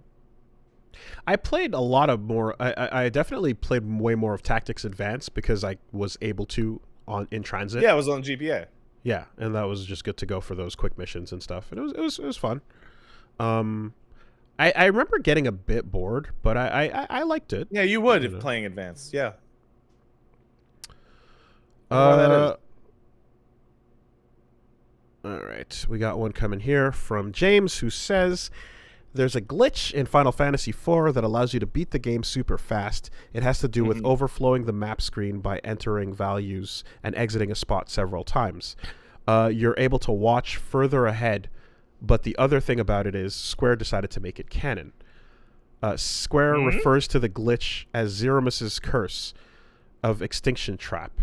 To quote an article from their magazine, never take more than 64 total trips back and forth through doors. Zeromus will expunge you. Probably, this was pointed out because it does fuck up the memory super hard, along with other factors, and can ruin your game. It's only used in speedruns now that people know how it works. But it surprises me that how Square worded it. The article keeps saying that Zeromus set this up and his plan was to trap you. I feel like kids would find that more enticing as a challenge than a warning. Any glitches? It's easier to just write that than to go fix the bug on a Super Nintendo game. Sure is. Canonized glitches is the question. So, yeah, there's a couple I can think of. I mean, it's Street Fighter particularly. Chun-Li's Fireball. Well, it is really just a, like, Rainbow Edition did some bullshit and people thought it was fun. So then when Capcom had to come back in, they basically went, all right, fuck it. We're taking that glitched ass version of her Fierce Punch that has a Yoga Fire coming out and turning it into a real move. Guile's statue in CVS 1 is the most ridiculous fucking inside joke. It's in CVS 2 as well. Yeah. So let's go down the list of contrivances you have to know to understand this stupid joke. So in King of Fighters history, starting with 94, Rugal, before he becomes Omega Rugal, is the just big rich guy on the Black Noah, his airship, where he collects statues of various fighters because that's his big rich guy perversion, is I want to, have a room full of them or whatever. The greatest of ever. It's just a cool thing to have. On the Capcom side of things, there is a glitch in which Guile can get frozen mid-sonic boom, which is called Guile's statue in Street Fighter 2, and that has been something like Guile's handcuffs. It's been a move that has been known and has been given like fucking legacy importance as the classic bugs. So Guile's statue is then seen in CVS 2 as a statue that Rugal has made of Guile in the Sonic Boom pose when they fight, and then Guile destroys it and it says round 1 fight. I remember sitting there playing CVS 2 and seeing this and knowing that whole story and being like, this is for like 25 humans. Insanity. Absolute insanity that you would even go this far. But like the people that made that fucking loved it. They laughed so hard. Yeah. Way more interesting than GamePro made Shenlong because of the fucking April Fool's joke. Shit. Yeah, sure. We'll take that as an example. One last one over here. Secondaries and Arcane. Oh. Hey, Wooly and Pat. Hey, Wooly, just call Pat something awful and pretend I did it. Okay. Damien from Sydney. Oh, man. Ooh. Damn. Damien from Sydney, Australia here. Usually secondary is an insult, I realized. But I realized when talking to a friend that I loved Arcane, hadn't played League, and I viewed it with a sort of wistful envy. Sorry, let's try that again. Usually secondary is an insult, but realized while talking to a friend that loved Arcane, but hadn't played League, that I viewed him with a sort of wistful envy. Can you think of any series where people who haven't played the original aren't like, fuck you, you secondary scum, but are actually like, God, I wish that were me? Oh. I spent more than 2,000 Australian dollar-dues on that free game. Oh, man, that's unique. That is genuinely a unique version of that. What are you into and love, but wish that you could be a secondary in, and you're envious of those who are only surface level? When people walk out of the Resident Evil movies and go, wow, that was so cool when that happened, I'm like viciously jealous. Yeah, okay. Okay. I see that. It must be nice to live your life with no brain. Wow, a lot of people in our chat saying Fate. Yeah, I mean it always ends up going in this direction, you know, with the fan bases and the ones that hurt the people the most. Yep, gacha shit, probably. I don't know. What do I want to be further out on that I'm in on? I wish I could trade all of my Gundam Seed watch time for other awesome Gundam that I haven't had a chance to watch. I feel like you would rather trade your Gundam Seed watch time for nothing. sitting in a chair. Just replace it with like a memory of you watching paint dry. All of that time was spent sitting in a chair with my hands folded. Yeah. Wasn't even thinking about nothing. Nothing came. Oh, I have a piece of news that didn't make it into the docket today that I just remembered about Quantic Dream. Some insider people were reporting that there may be some development issues over on Star Wars Eclipse. Such as? Apparently a lot of the assets they were going to use were going to be from a Detroit MMO that never happened. And that they wanted after Detroit to get bought out, like sell the company to like either Sony or a bigger company to get way more funding for future games. But all that lawsuit tabloid shit put the kibosh on that. And they're having staffing problems. Interesting. And all it said was they are having staffing problems. But my interpretation of that is people leave and new applicants don't come in because of all the bad press. Yeah. But also, Eclipse is not just a regular ass Quantic Dream game. And as such, they're having a lot of problems with both the engine, which was their engines are only made for small levels with only a couple characters. And they can't seem to get multiplayer working correctly. Hey, shut up, you. This is word on the street. This is word on the street that they're having a trouble. Huh. Now, I guess I wonder when you're in a situation where you're looking for replacement talent, maybe this explains the investment in a Montreal studio? Maybe it does. I mean, it's diverting funds that might not be there, and that's opening a brand new studio seems to be something you do when you're thriving, not when you're like struggling.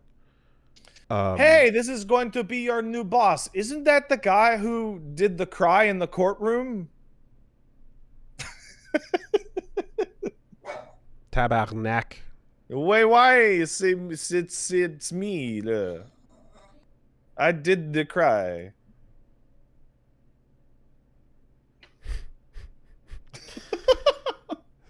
5 Cassettes with David Cage. All right. Anyways, hey, I think... Come here. Yeah, that's interesting. Because, again, it's usually a huge deal to like open up a branch studio. But we'll see what projects come out of there, right? If you see projects migrating, or it's like, oh, the main workload is now being handled brunt at Montreal, then yeah, that represents like a full shift in the headquarters. We'll have to see what that actually means.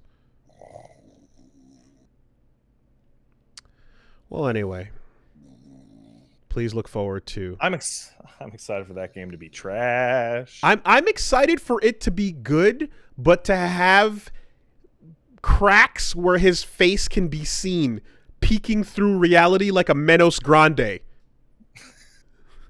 That's what I'm waiting for. That's real targeted. You know exactly what it looks like. You know the smile. Yeah. All right. We can leave you on that image, everybody. All right, everybody. Y'all have a good week. We'll see you next week. Stay safe out there.